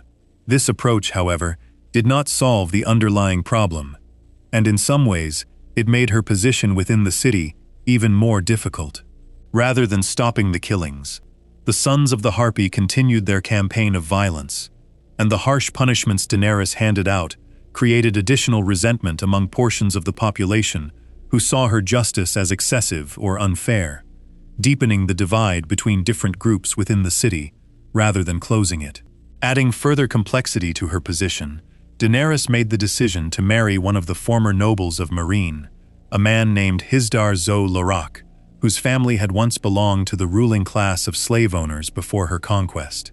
She believed that this marriage might help bridge the gap between her rule and the old Meereenese nobility, giving the wealthy families of the city a reason to accept her authority, rather than continuing to support the Sons of the Harpy in secret. As part of this arrangement, she also agreed to reopen Meereen's fighting pits, arenas where people had once fought and died for entertainment, a tradition she had originally banned after taking control of the city because of how closely it resembled the brutal exploitation of slavery itself. Reopening the fighting pits represented a significant compromise of the values Daenerys had claimed to stand for since she first arrived in Slaver's Bay. She had built her entire reputation around ending cruelty and exploitation, yet she found herself agreeing to bring back a practice that put human lives at risk purely for the entertainment of wealthy spectators, simply because she believed it might help her hold on to power within the city. This decision showed the beginning of a pattern that would appear again later in her rule. A willingness to bend her own principles when she believed doing so was necessary to maintain control or secure political support. The reopening of the fighting pits led directly to one of the most dangerous moments Daenerys faced during her entire time in Meereen. During a large public event at the fighting pits, meant to celebrate her new alliance with the Meereenese nobility, the Sons of the Harpy launched a coordinated attack on the crowd, revealing their masked fighters hidden among the spectators and attacking Daenerys' guards and allies directly in the middle of the packed arena. Several of her close supporters were killed or wounded in the chaos, and for a period during the attack, Daenerys herself appeared to be trapped and in serious danger, surrounded by enemies with no clear way to escape the arena. At the height of this crisis, her dragon Drogon arrived unexpectedly, flying into the arena and attacking the Sons of the Harpy directly, killing several of the attackers and creating enough chaos and fear among them that Daenerys was able to escape the immediate danger. This moment showed once again just how much her survival and her power depended on her dragons, rather than on any political alliance or system of government she had tried to build within the city. Following the attack, Daenerys made the decision to fly away from Meereen on Drogon's back, leaving the city and her advisors behind without warning, disappearing into unfamiliar territory far beyond the city's walls. This sudden departure left Meereen in a state of confusion and crisis. With Daenerys gone and no clear indication of when or whether she would return, her small circle of advisors, including Sir Barristan Selmy before his death earlier in the insurgency, Missandei, Grey Worm, and Daario Naharis, were left to try to hold the city together without her, facing continued threats from the Sons of the Harpy and growing uncertainty among the population about the future of Meereen's government. While Daenerys was away from the city, having landed Drogon in a remote location after their escape from the fighting pits, she spent time separated from her dragon and largely alone in unfamiliar territory, without her usual circle of advisors and supporters nearby. During this period, she also encountered a small group of Dothraki riders, while separated from her allies, though she was eventually reunited with her own forces and returned to the region under her control. Upon her return to Meereen, Daenerys found the political situation had shifted further while she had been away. Additional threats had emerged, including forces from Yunkai and other cities in the region who had reorganized following her conquest and were attempting to challenge her control over Slaver's Bay again, hoping to reverse the changes she had brought and restore the old slave trading system in the cities she had previously freed. This meant that even the victories she believed she had already secured earlier in her campaign were not permanent and required continued military strength and vigilance to protect against reversal. Around this same period, Ser Jorah Mormont, who had been exiled from Daenerys' service earlier, after she discovered he had once spied on her, for people back in Westeros, returned to prove his continued loyalty to her, eventually being welcomed back into her service, despite the earlier betrayal. His long journey to win back her trust reflected the complicated nature of loyalty within Daenerys's inner circle, where past mistakes could sometimes be forgiven if a person demonstrated enough continued devotion and usefulness to her cause. Eventually, with the combined threats from remaining slaver forces and the ongoing instability within Meereen itself, Daenerys made the decision to use her dragons directly in battle against the fleets and forces threatening her control over the region, employing the kind of overwhelming and decisive force that had defined her original conquest of Astapor, Yunkai, and Meereen. This use of dragon fire against her enemies proved effective at eliminating the immediate military threat, but it also reinforced, once again, that her actual power in the region rested far more heavily on the destructive capability of her dragons than on any political system, alliance, or governing structure she had attempted to build during her time ruling Meereen directly. Looking back at the entire period Daenerys spent trying to govern Meereen, a clear pattern becomes visible. Every attempt she made to solve political problems through negotiation, compromise, or traditional methods of ruling ran into serious difficulty, resistance, or outright failure. The insurgency from the Sons of the Harpy continued despite her harsh punishments. Her marriage alliance with Hizdar Zolarak and the reopening of the fighting pits led directly to one of the most dangerous attacks she faced during her entire time in the city. Her attempts to balance justice for former slaves against reconciliation with the old ruling class satisfied neither group fully, and left both sides distrustful of her intentions to some degree.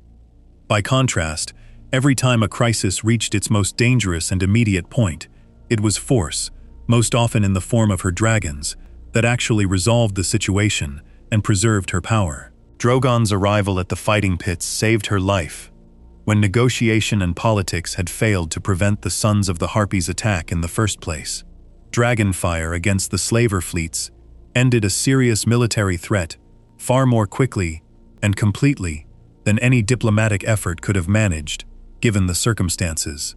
This pattern, repeated across her time in Meereen, reinforced a lesson that had already been building in her mind since the earliest days of her campaign across Slaver's Bay, that overwhelming force and fear produced results, while compromise and patience often produced continued resistance and danger instead. This lesson carried significant weight for someone whose entire life experience up to this point had already taught her that safety and control came through decisive action rather than patient negotiation.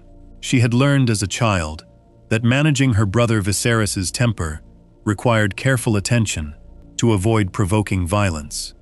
Yet ultimately, it was Drogo's overwhelming force, ordering Viserys's death by molten gold, that finally ended the threat her brother posed to her permanently. She had walked into fire and emerged with dragons, rather than negotiating her way into power. She had defeated the masters of Astapor, Yunkai, and Meereen, some primarily through trickery and dragonfire, rather than through slow diplomatic pressure. Her time in Meereen, despite genuinely trying a different approach centered on governance and political compromise, ended up reinforcing the same underlying belief that had shaped nearly every major turning point of her life so far, that real safety and real power came from strength decisively applied, not from patience or negotiation with people who wished her harm. None of this meant that Daenerys abandoned her belief in her larger mission of freeing the oppressed and building a better world than the one that had exiled her as an infant. She continued to see herself as someone fighting for justice, on behalf of people who had suffered under cruel and unfair systems, and the loyalty and gratitude she continued to receive from many of the people she had freed reinforced her sense that her cause remained righteous, even when her methods of governing proved difficult or imperfect in practice. What her time in Meereen revealed was not a change in her goals, but a growing gap between the kind of leader she wanted to be and the kind of leader her actual experiences kept teaching her to become. Before we move on, if you're enjoying this analysis, please consider subscribing. It helps the channel tremendously. As Daenerys' time in Slaver's Bay stretched on, dealing with insurgency, political marriage, betrayal, and the constant threat of losing everything she had built through force, events far away in Westeros were beginning to move in directions that would eventually pull her attention back toward the distant kingdom her family had lost before she was even born. New alliances, new threats, and new information about her own family's history were forming across the narrow sea, developments that would soon connect directly to the circle of people she had gathered around her since her wedding day among the Dothraki, and to losses that would test her in ways completely different from anything she had faced while trying to govern the cities of Slaver's Bay. Section 7. Isolation by attrition. Losing her circle. Throughout her long journey from a frightened teenage bride among the Dothraki to a queen commanding an army and 3 dragons, Daenerys Targaryen depended on a small group of people who stayed close to her and helped her survive situations that would have destroyed almost anyone else. Ser Jorah Mormont, Ser Barristan Selmy, and Missandei each played a different role in her life, offering protection, wisdom, and loyalty during the years when she had almost nothing else to rely on. One by one, over the course of her campaign, she lost every single one of them, and each loss removed another piece of the support system that had kept her grounded through years of danger and uncertainty. Ser Jorah Mormont had been with Daenerys since before her wedding to Khal Drogo, having entered her service while she was still living under Illyrio Mopatis's protection in Pentos. Jorah had his own complicated history that Daenerys did not fully understand for years. He had once been a respected knight in Westeros, but he had been exiled from his homeland after he was caught selling poachers on his own land into slavery in order to pay off his debts, a crime that stripped him of his lands, his title, and his place among the noble houses of the North. What Daenerys did not know for a long time was that Jorah had also been secretly reporting information about her to people back in Westeros, including members of King Robert Baratheon's small council, who wanted to track her movements and understand any threat she might pose to the throne. Jorah had originally agreed to this arrangement, hoping it might help him earn a pardon and eventually return home to Westeros with his exile lifted. Over time, however, his loyalty shifted away from the people paying him for information and toward Daenerys herself, as he grew to genuinely respect and care for her during the years he spent by her side. Daenerys eventually learned the truth about Jorah's spying, and the discovery hit her hard, given how much she had come to trust him as one of her closest and most reliable protectors.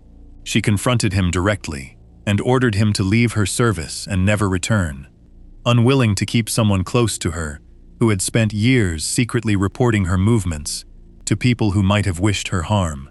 Jorah left as she commanded, but he did not simply disappear from her life completely. He continued watching over her from a distance whenever he could, still driven by loyalty that had grown far beyond whatever payment or pardon had originally brought him into her service. During his time away from Daenerys, Jorah traveled through dangerous territory, searching for ways to prove his loyalty and earn his way back into her good graces. During this period, he contracted a disease known as grayscale, a serious and disfiguring illness that slowly turns a person's skin hard and gray, spreading across the body over time.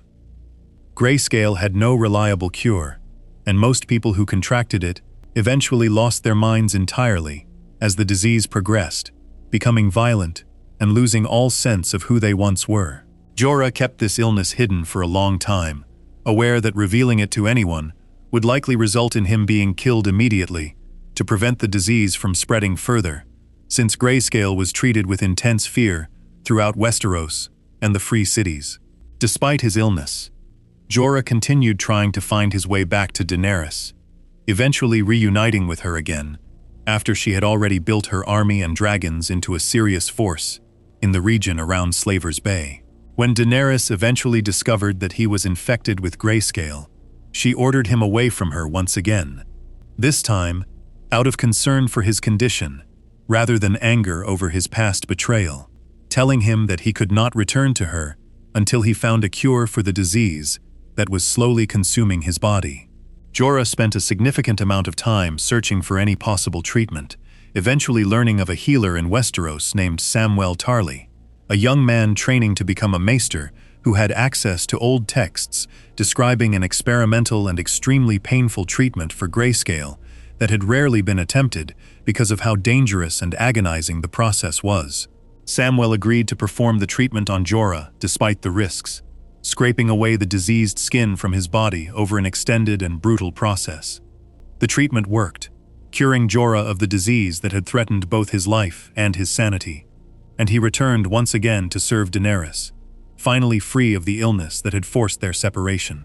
Once reunited with Daenerys for good, Jorah remained one of her most consistently loyal supporters through the later stages of her campaign, standing by her through political struggles in Meereen, and eventually joining the larger fight against the army of the dead once that threat became clear in the north. During the massive battle fought at Winterfell against the army of the dead, Jorah fought directly to protect Daenerys when she found herself surrounded and in serious danger during the chaos of the fighting. He was killed defending her in that battle, dying in the same role he had spent years working his way back into: protector and loyal supporter, standing between Daenerys and the danger closing in around her until the very end of his life. Sir Barristan Selmy entered Daenerys' life through a very different path than Jorah had. Barristan had spent decades as one of the most respected knights in all of Westeros, serving as a member of the Kingsguard, the elite group of knights sworn to protect the reigning king, under 3 different rulers, including King Aerys Targaryen, Daenerys' own father, before eventually serving King Robert Baratheon after the rebellion that overthrew House Targaryen. Barristan had earned a reputation across the entire kingdom as one of the finest and most honorable fighters of his generation, a man whose loyalty and skill were rarely questioned by anyone who knew his long history of service. When Robert Baratheon died and his young son Joffrey took the throne, Barristan was dismissed from the Kingsguard, considered too old to continue serving, despite his continued skill and loyalty.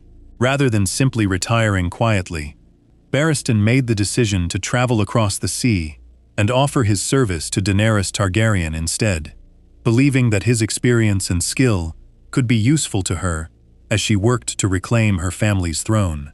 He initially approached her using a false name, working alongside Ser Jorah for a period, before revealing his true identity and his history, serving her father years earlier during the final days of House Targaryen's original rule. Barristan brought a level of experience and calm wisdom to Daenerys' inner circle that few others around her could match. He had lived through decades of political intrigue and warfare in Westeros, and he offered her guidance drawn from first-hand knowledge of how kings and queens before her had succeeded or failed in holding on to power. He also gave her something else that mattered deeply to her: honest and detailed information about her father, describing both Aerys's kindness in his younger years before his mind grew unstable and violent, and the terrible acts he committed later in his reign, giving Daenerys a more complete and accurate picture of the family history she had only heard about second-hand through her brother Viserys. Barristan remained close to Daenerys throughout her campaign in Slaver's Bay, offering steady counsel during the difficult early days of ruling Meereen. He was present during the growing insurgency carried out by the Sons of the Harpy, the masked group of former slave owners and their supporters, who conducted a campaign of targeted killings against Daenerys' soldiers and supporters throughout the city. During one of these ambushes, Barristan was caught in a coordinated attack by a large group of the Sons of the Harpy while moving through the streets of Meereen. Despite his advanced age and the overwhelming number of attackers surrounding him, Barristan fought fiercely, killing several of his attackers before finally being overwhelmed and killed in the fighting.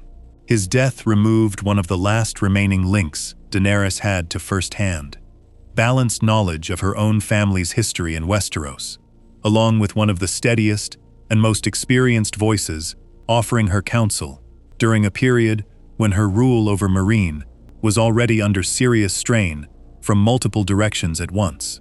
Missandei's role in Daenerys' life developed differently from either Jorah's or Barristan's, since she began not as a soldier or a knight, but as a slave working as a translator for the slave trader Krasny's Moo Naklos in Astapor. Missandei had been taken from her home as a child and trained to speak multiple languages fluently, a skill that made her extremely valuable to slave traders who needed translators for their business dealings across the region. When Daenerys defeated Krasny's and freed the unsullied soldiers under his control, Missandei chose to leave her position and join Daenerys' growing group of followers rather than remaining behind in Astapor.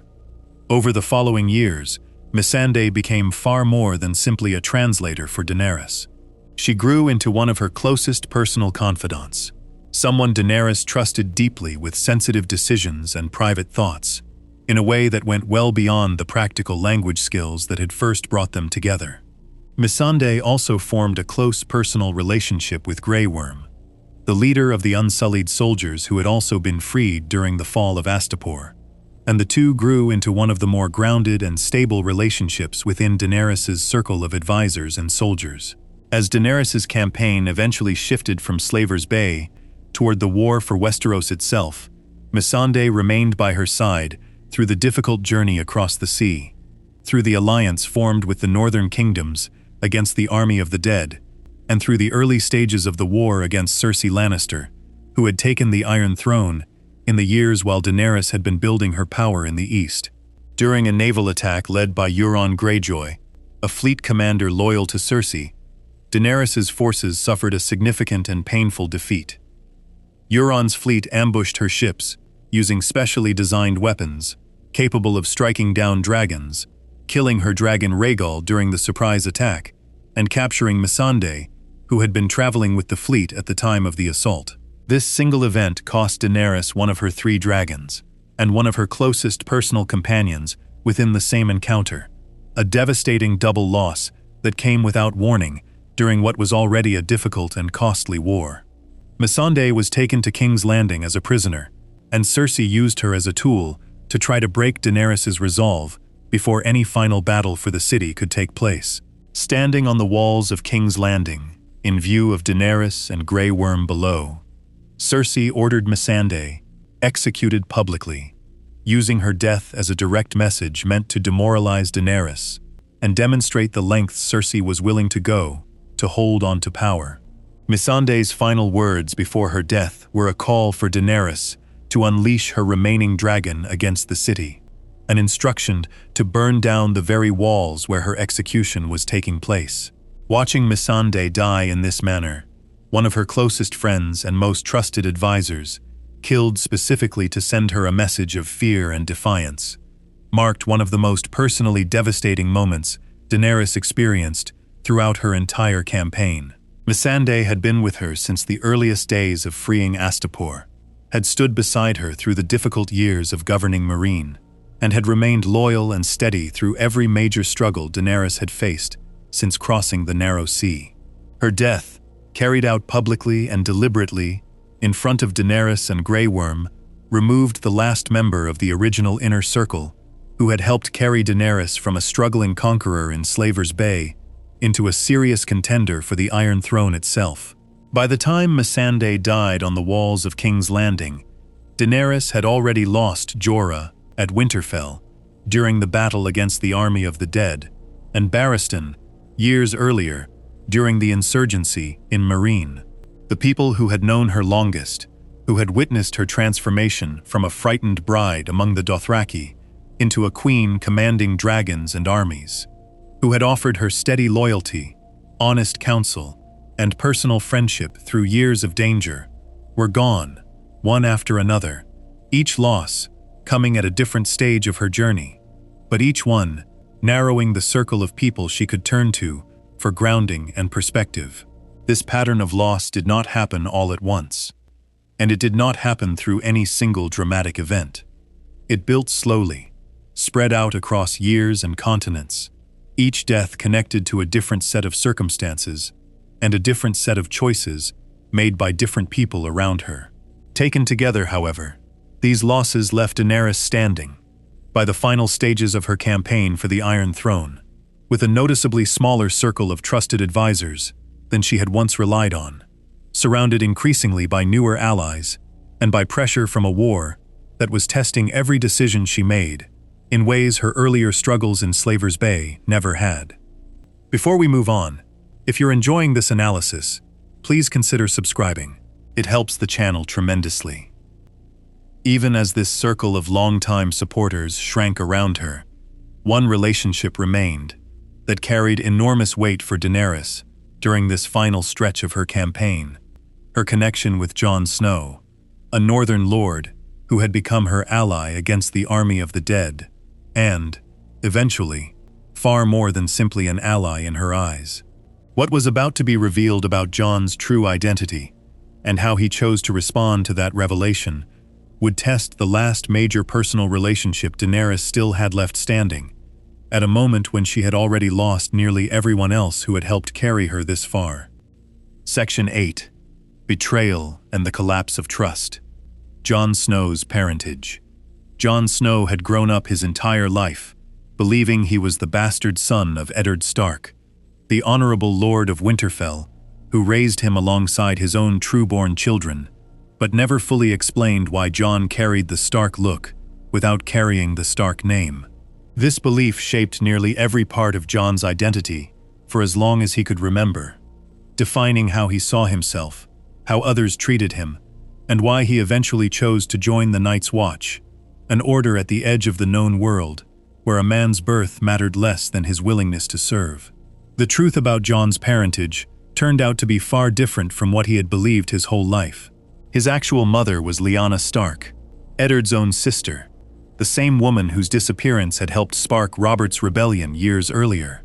His father was not Eddard Stark at all, but Rhaegar Targaryen, Daenerys' older brother, the same man who had died at the Trident during the final major battle of that same rebellion. This meant Jon was not a Stark bastard, but a true-born Targaryen, and by the traditional rules of succession followed in Westeros, he held a claim to the Iron Throne that stood ahead of Daenerys' own claim, since he came from an older line of the family through their brother Rhaegar. This secret had been protected for Jon's entire life by only a small handful of people. Eddard Stark himself had known the truth, having made a promise to his dying sister Lyanna that he would protect her son by raising him as his own, keeping Jon's true identity hidden to protect him from King Robert Baratheon, who had made clear during the rebellion that he wanted every remaining member of House Targaryen found and killed to prevent any future challenge to his throne. Eddard carried this secret until his own death in King's Landing years later, never revealing it even to Jon himself. The full truth eventually came out through the combined discoveries of two people close to Jon during the later stages of the war against the army of the dead. Samwell Tarly, who had spent time training to become a maester and had access to old records and historical documents, discovered proof that Rhaegar Targaryen and Lyanna Stark had secretly married before Jon's birth, meaning Jon was not born from an affair, but from a legitimate marriage between his parents, which strengthened his claim to the throne even further under the traditions followed in Westeros. Around the same time, Bran Stark, Jon's supposed younger brother, who had gained the ability to see into past events through his powers as the Three-Eyed Raven, witnessed the actual birth of Jon and confirmed his true parentage through what he had seen directly. Samwell was the one who first told Jon the truth, revealing to him that his real name was Aegon Targaryen, that his parents had been secretly married, and that this made him the rightful heir to the Iron Throne ahead of Daenerys. This information came to Jon at an extremely difficult moment, arriving shortly after he and Daenerys had already begun a romantic relationship with each other, having grown close during their alliance against the army of the dead in the north. Jon received this news without any real excitement or ambition about what it meant for his own claim to power.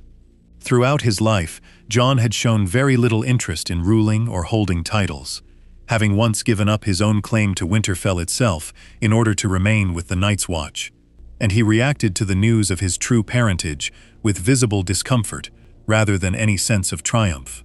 Jon chose to tell Daenerys the truth about his parentage directly, informing her that he was in fact Rhaegar's son, and that this gave him a stronger claim to the throne than her own, based on the traditional rules of succession that had governed House Targaryen and the Seven Kingdoms for centuries before Robert's rebellion overthrew their family. He made clear to her that he had no interest in using this claim to challenge her for the throne, telling her that he did not want to rule and that his loyalty to her had not changed simply because of who his parents turned out to be. Daenerys' reaction to this revelation was layered and difficult from the very beginning. On one level, she accepted Jon's assurance that he had no personal ambition to take the throne from her, and their relationship did not end because of what he had told her.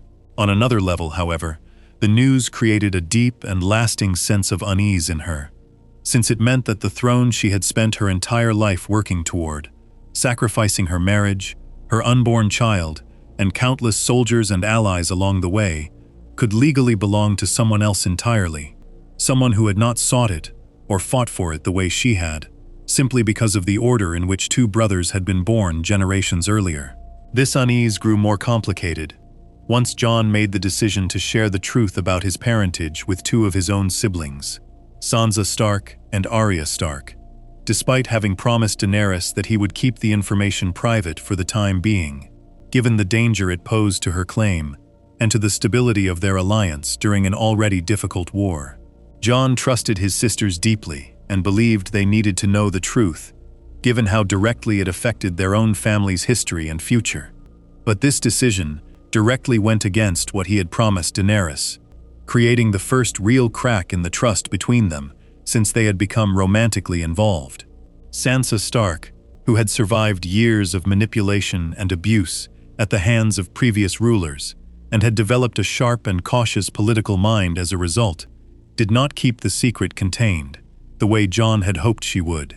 She eventually shared the information with Tyrion Lannister, one of Daenerys' most trusted advisors, believing that the political situation demanded it, and that keeping such an important secret entirely hidden was neither realistic nor wise, given how many people were already involved in the war effort.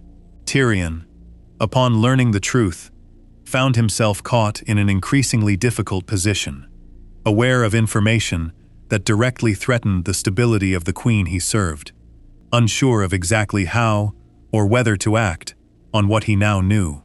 Word of Jon's true parentage continued spreading slowly, beyond the small circle who had first learned it, moving from Sansa to Tyrion, and eventually becoming known to a wider group of people within Daenerys' camp, despite Jon's original wish to keep the information contained. This slow spread of the secret created a growing and uncomfortable tension within Daenerys' inner circle, since many of the people around her now knew something that directly threatened her claim to the throne she had spent her entire life pursuing, while she had no way of controlling how many people already knew or how the information might eventually be used against her.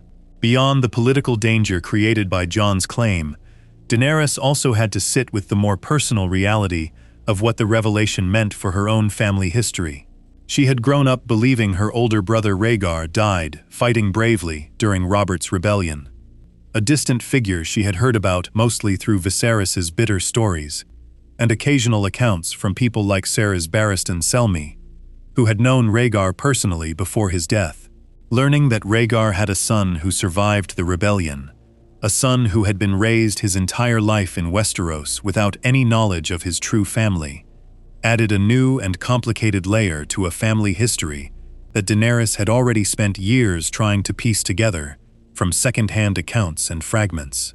As the war against Cersei Lannister for the Iron Throne moved into its final and most difficult stages, the tension surrounding Jon's claim did not go away, and it existed alongside the growing personal losses Daenerys had already suffered throughout her campaign.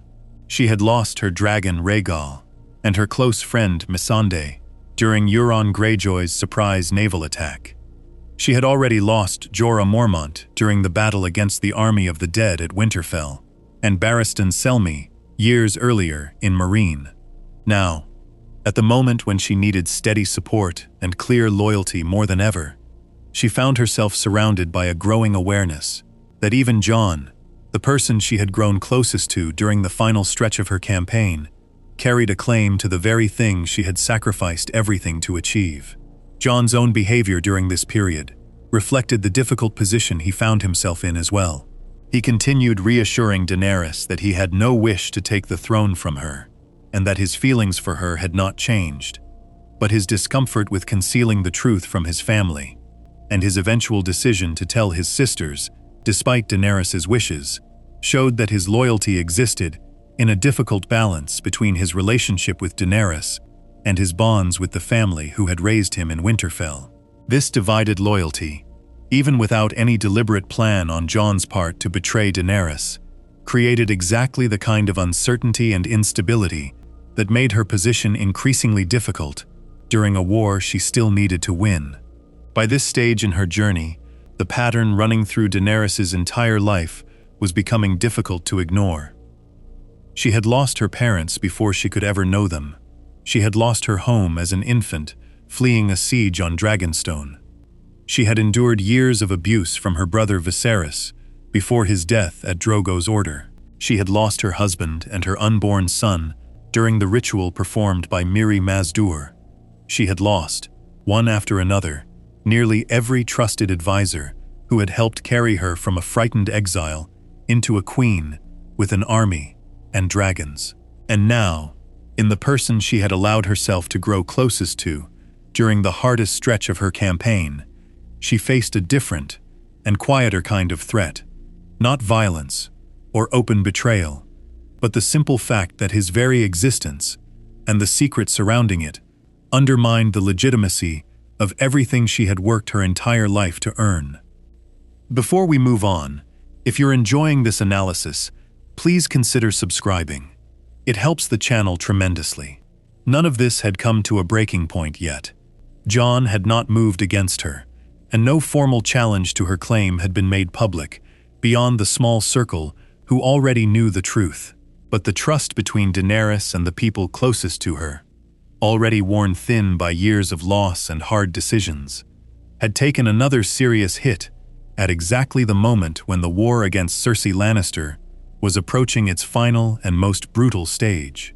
A fight that would take place at the gates of King's Landing itself, where the last major obstacle standing between Daenerys and the Iron Throne was about to make its final stand. Section 9. The Bells. King's Landing. By the time Daenerys Targaryen's forces reached the gates of King's Landing, her army had already suffered enormous losses. Her dragon Rhaegal had been killed during Euron Greyjoy's surprise naval attack, leaving her with only one remaining dragon, Drogon. Her close friend and advisor Missandei had been executed on the walls of the city by Cersei Lannister's order, her final words a plea for Daenerys to use her dragon against the city. Jorah Mormont and Barristan Selmy, two of her longest-serving protectors, were already dead. Her army of unsullied and Dothraki soldiers, along with the northern forces who had joined her after the war against the army of the dead, had also taken heavy casualties fighting that same war at Winterfell before ever marching south toward the capital. Cersei Lannister, still holding the Iron Throne from inside King's Landing, had prepared the city's defenses using the wealth and resources of the Iron Bank, along with an alliance formed with the Golden Company, a large and well-trained group of sellswords brought over from across the sea to bolster her forces. She had also placed hundreds of scorpions, large crossbow-like weapons, capable of firing bolts strong enough to pierce dragon scale, along the city's walls and towers, weapons specifically designed and positioned to bring down Daenerys' remaining dragon during any attack on the city. As Daenerys' forces approached King's Landing, the battle began with an assault from the sky. Daenerys flew Drogon directly at the city's defenses, and her forces engaged with Cersei's fleet and the Scorpions positioned around the harbor and the walls. During this opening phase of the battle, Daenerys and Drogon destroyed the Iron Fleet, Euron Greyjoy's ships, along with the Scorpions that had been placed to bring her dragon down. Euron Greyjoy himself was later killed in single combat by Jaime Lannister, who had made his way into the city separately during this same period. With the Iron Fleet destroyed and the Scorpions along the harbor eliminated, the city's outer defenses collapsed quickly. The Golden Company, the sellsword army Cersei had hired to defend the city, was largely destroyed as well during the fighting that followed. Unable to hold against the combined force of Daenerys' remaining dragon and her ground troops, which included unsullied soldiers, Dothraki riders, and northern forces under Jon Snow's command. Once the city's military defenses had been broken, the commander of the Lannister forces still inside King's Landing made the decision to surrender. Bells began ringing throughout the city, a signal understood by everyone present, soldiers and civilians alike, as the traditional sign of surrender, meaning that the city's defenders had given up the fight and that the battle was over. This moment is a clearly established and undisputed event within the story, confirmed by what every major character present that day witnessed and later discussed. At the moment the bells began ringing, Daenerys was flying above the city on Drogon, having just finished the fight against the remaining military defenses. The surrender bells meant that, according to the traditional rules of warfare followed throughout Westeros, the fighting was expected to stop, since the city had already given up any further resistance and posed no further military threat to the forces attacking it. Despite the bells signaling surrender, Daenerys made the decision to continue the attack. She flew Drogon low over the city and began systematically burning King's Landing using dragonfire, targeting areas of the city including sections where large numbers of civilians, rather than soldiers, were present. The attack continued for an extended period, destroying large portions of the city and killing an enormous number of people who were no longer fighting and had not been actively resisting at the moment the burning began. Ground forces under Daenerys' command, including her unsullied and Dothraki soldiers, also continued fighting and killing within the city after the surrender bells had already rung, engaging in violence against Lannister soldiers who had already given up their weapons, as well as civilians caught in the chaos of the ongoing destruction. Jon Snow, Sir Davos Seaworth, and other commanders present in the city that day worked to try to pull soldiers back and stop the killing as the destruction spread, though the scale of the devastation caused by the dragonfire and the continued ground fighting made this extremely difficult to control once it had begun. The destruction of King's Landing that day resulted in massive loss of life among the city's civilian population, along with the near-total destruction of large sections of the city itself, through both dragonfire and the resulting fires that spread through its densely packed streets and buildings. This event is widely regarded within the story as one of the most devastating single acts of destruction carried out by any character across the entire narrative, comparable in scale and horror to the destruction wrought by the same kind of weapon, dragonfire, that had originally built the Targaryen dynasty's power centuries earlier during the original conquest of Westeros.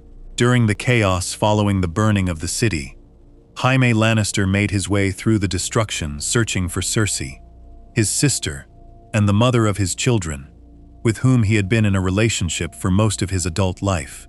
He found her inside the Red Keep, the royal castle at the heart of King's Landing, as the structure began collapsing around them due to the destruction happening throughout the city. Jaime and Cersei died together, crushed beneath falling stone, as the Red Keep came apart during the final stages of the attack on the city. Tyrion Lannister, who had served as Daenerys' hand through much of her campaign in Westeros, made his way into the ruins of the Red Keep after the fighting had ended and discovered the bodies of his brother and sister among the rubble. This loss, combined with everything Tyrion had already witnessed during the destruction of the city, marked a serious turning point in his own relationship with Daenerys, someone he had served loyally for years up to that point. In the aftermath of the attack, Daenerys addressed her surviving soldiers in front of the ruins of King's Landing and the Red Keep. Standing before her assembled army, she gave a speech in which she declared her intention to continue her campaign beyond Westeros, describing her mission as one of liberating people, not just in the Seven Kingdoms, but across the entire world, framing the destruction that had just taken place as part of a larger and ongoing purpose, tied to her identity as a breaker of chains and a liberator of the oppressed. Tyrion Lannister confronted Daenerys directly following this speech. Having just lost his siblings in the destruction of the city, and having witnessed firsthand the scale of civilian death caused by the attack on King's Landing after the surrender bells had already rung. This confrontation marked the definitive collapse of the working relationship between Daenerys and one of her most senior and longest-serving advisors, someone who had helped guide many of her political decisions since joining her cause years earlier during her campaign in Slaver's Bay. Jon Snow, who had fought alongside Daenerys throughout the war against the army of the dead and had grown into a romantic relationship with her during that same period, was also deeply affected by what he witnessed during and after the burning of King's Landing. He had entered the city as one of her commanders, working to help secure victory over Cersei's forces, and he left it, having personally witnessed the aftermath of a level of civilian destruction that went far beyond what military victory over the city's defenders would have required. The events of that day left the surviving members of Daenerys's inner circle, including Tyrion and Jon, grappling directly with what they had witnessed and what it meant about the woman they had followed and supported through years of war and hardship. The bells had rung, the city's defenders had surrendered, and the fighting could have ended there. Instead, the destruction continued, reshaping how the people closest to Daenerys understood her, and setting the stage for decisions that would need to be made in the days that followed regarding her continued rule and the future of the Seven Kingdoms following the fall of King's Landing. Before we move on, if you're enjoying this analysis, please consider subscribing. It helps the channel tremendously. What happened next, in the quiet and devastated aftermath of the city's destruction, would bring Daenerys' own story to its final conclusion, closing the arc that had begun on a stormy night on Dragonstone many years earlier, and settling, once and for all, the question of who would sit upon the Iron Throne that so many had fought and died to claim. Section 10. What the Fire Left Behind, Legacy and Interpretation.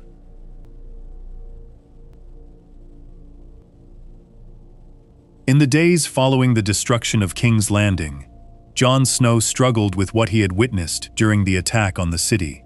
He had fought beside Daenerys through the war against the army of the dead, and he had watched her burn a city that had already surrendered, killing enormous numbers of civilians who posed no further threat to her forces.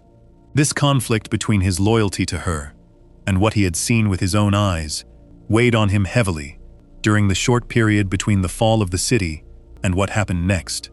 Tyrion Lannister, having lost both his brother Jaime and his sister Cersei in the collapse of the Red Keep, approached Jon directly during this period. Tyrion had served as Daenerys' hand for years, guiding many of her decisions since her campaign in Slaver's Bay, but the destruction he had witnessed in King's Landing, combined with the personal loss of his siblings, changed his view of her completely. He told Jon plainly that he believed Daenerys could not be allowed to continue ruling, given what she had already done and what she seemed prepared to do next based on the speech she had given to her soldiers among the ruins of the city. Jon resisted this idea at first, still holding on to his loyalty toward Daenerys and his feelings for her. But Tyrion pressed him further, pointing out that Jon was the one person close enough to her to act without warning, and that waiting for her to make her next move risked far greater bloodshed across the rest of Westeros if she continued applying the same methods she had just used against King's Landing to any future resistance she encountered. Jon eventually made his way into the throne room of the Red Keep, where he found Daenerys standing before the Iron Throne itself, the seat that generations of her family had fought and died for, the same throne her father had once sat on before losing it during Robert's rebellion. Daenerys spoke to Jon about her vision for the future, describing her plan to continue breaking the wheel, a phrase she had used before to describe her larger goal of ending the cycle of powerful families fighting over the throne while ordinary people suffered underneath them.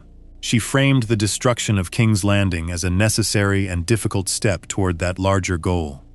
A painful, but justified cost on the path toward a better world.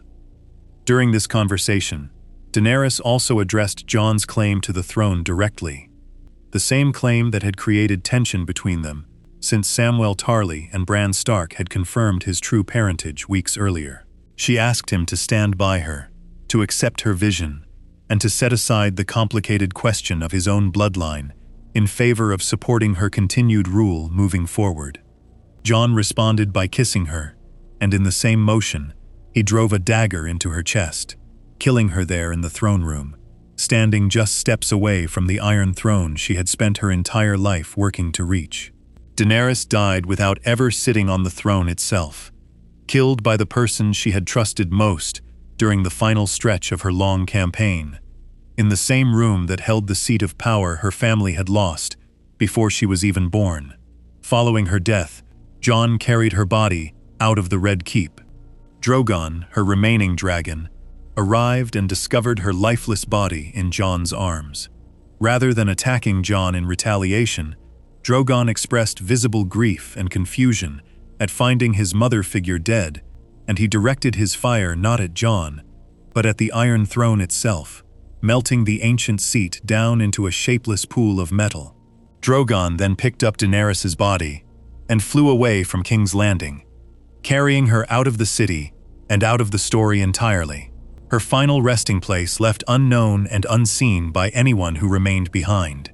In the aftermath of her death, the great lords and remaining leaders of Westeros gathered in King's Landing to decide how the Seven Kingdoms would be governed moving forward.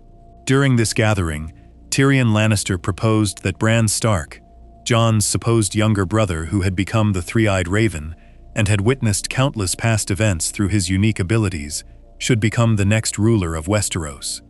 The assembled lords agreed, and Bran was named king, beginning a new chapter in the kingdom's history that moved away from the Targaryen line entirely. As part of the agreement made among the surviving lords, Jon Snow was sent away from King's Landing to serve once again at the Wall with the Night's Watch, a form of punishment for having killed Daenerys, though a far lighter sentence than execution, given his role in ending her rule before it could cause further destruction.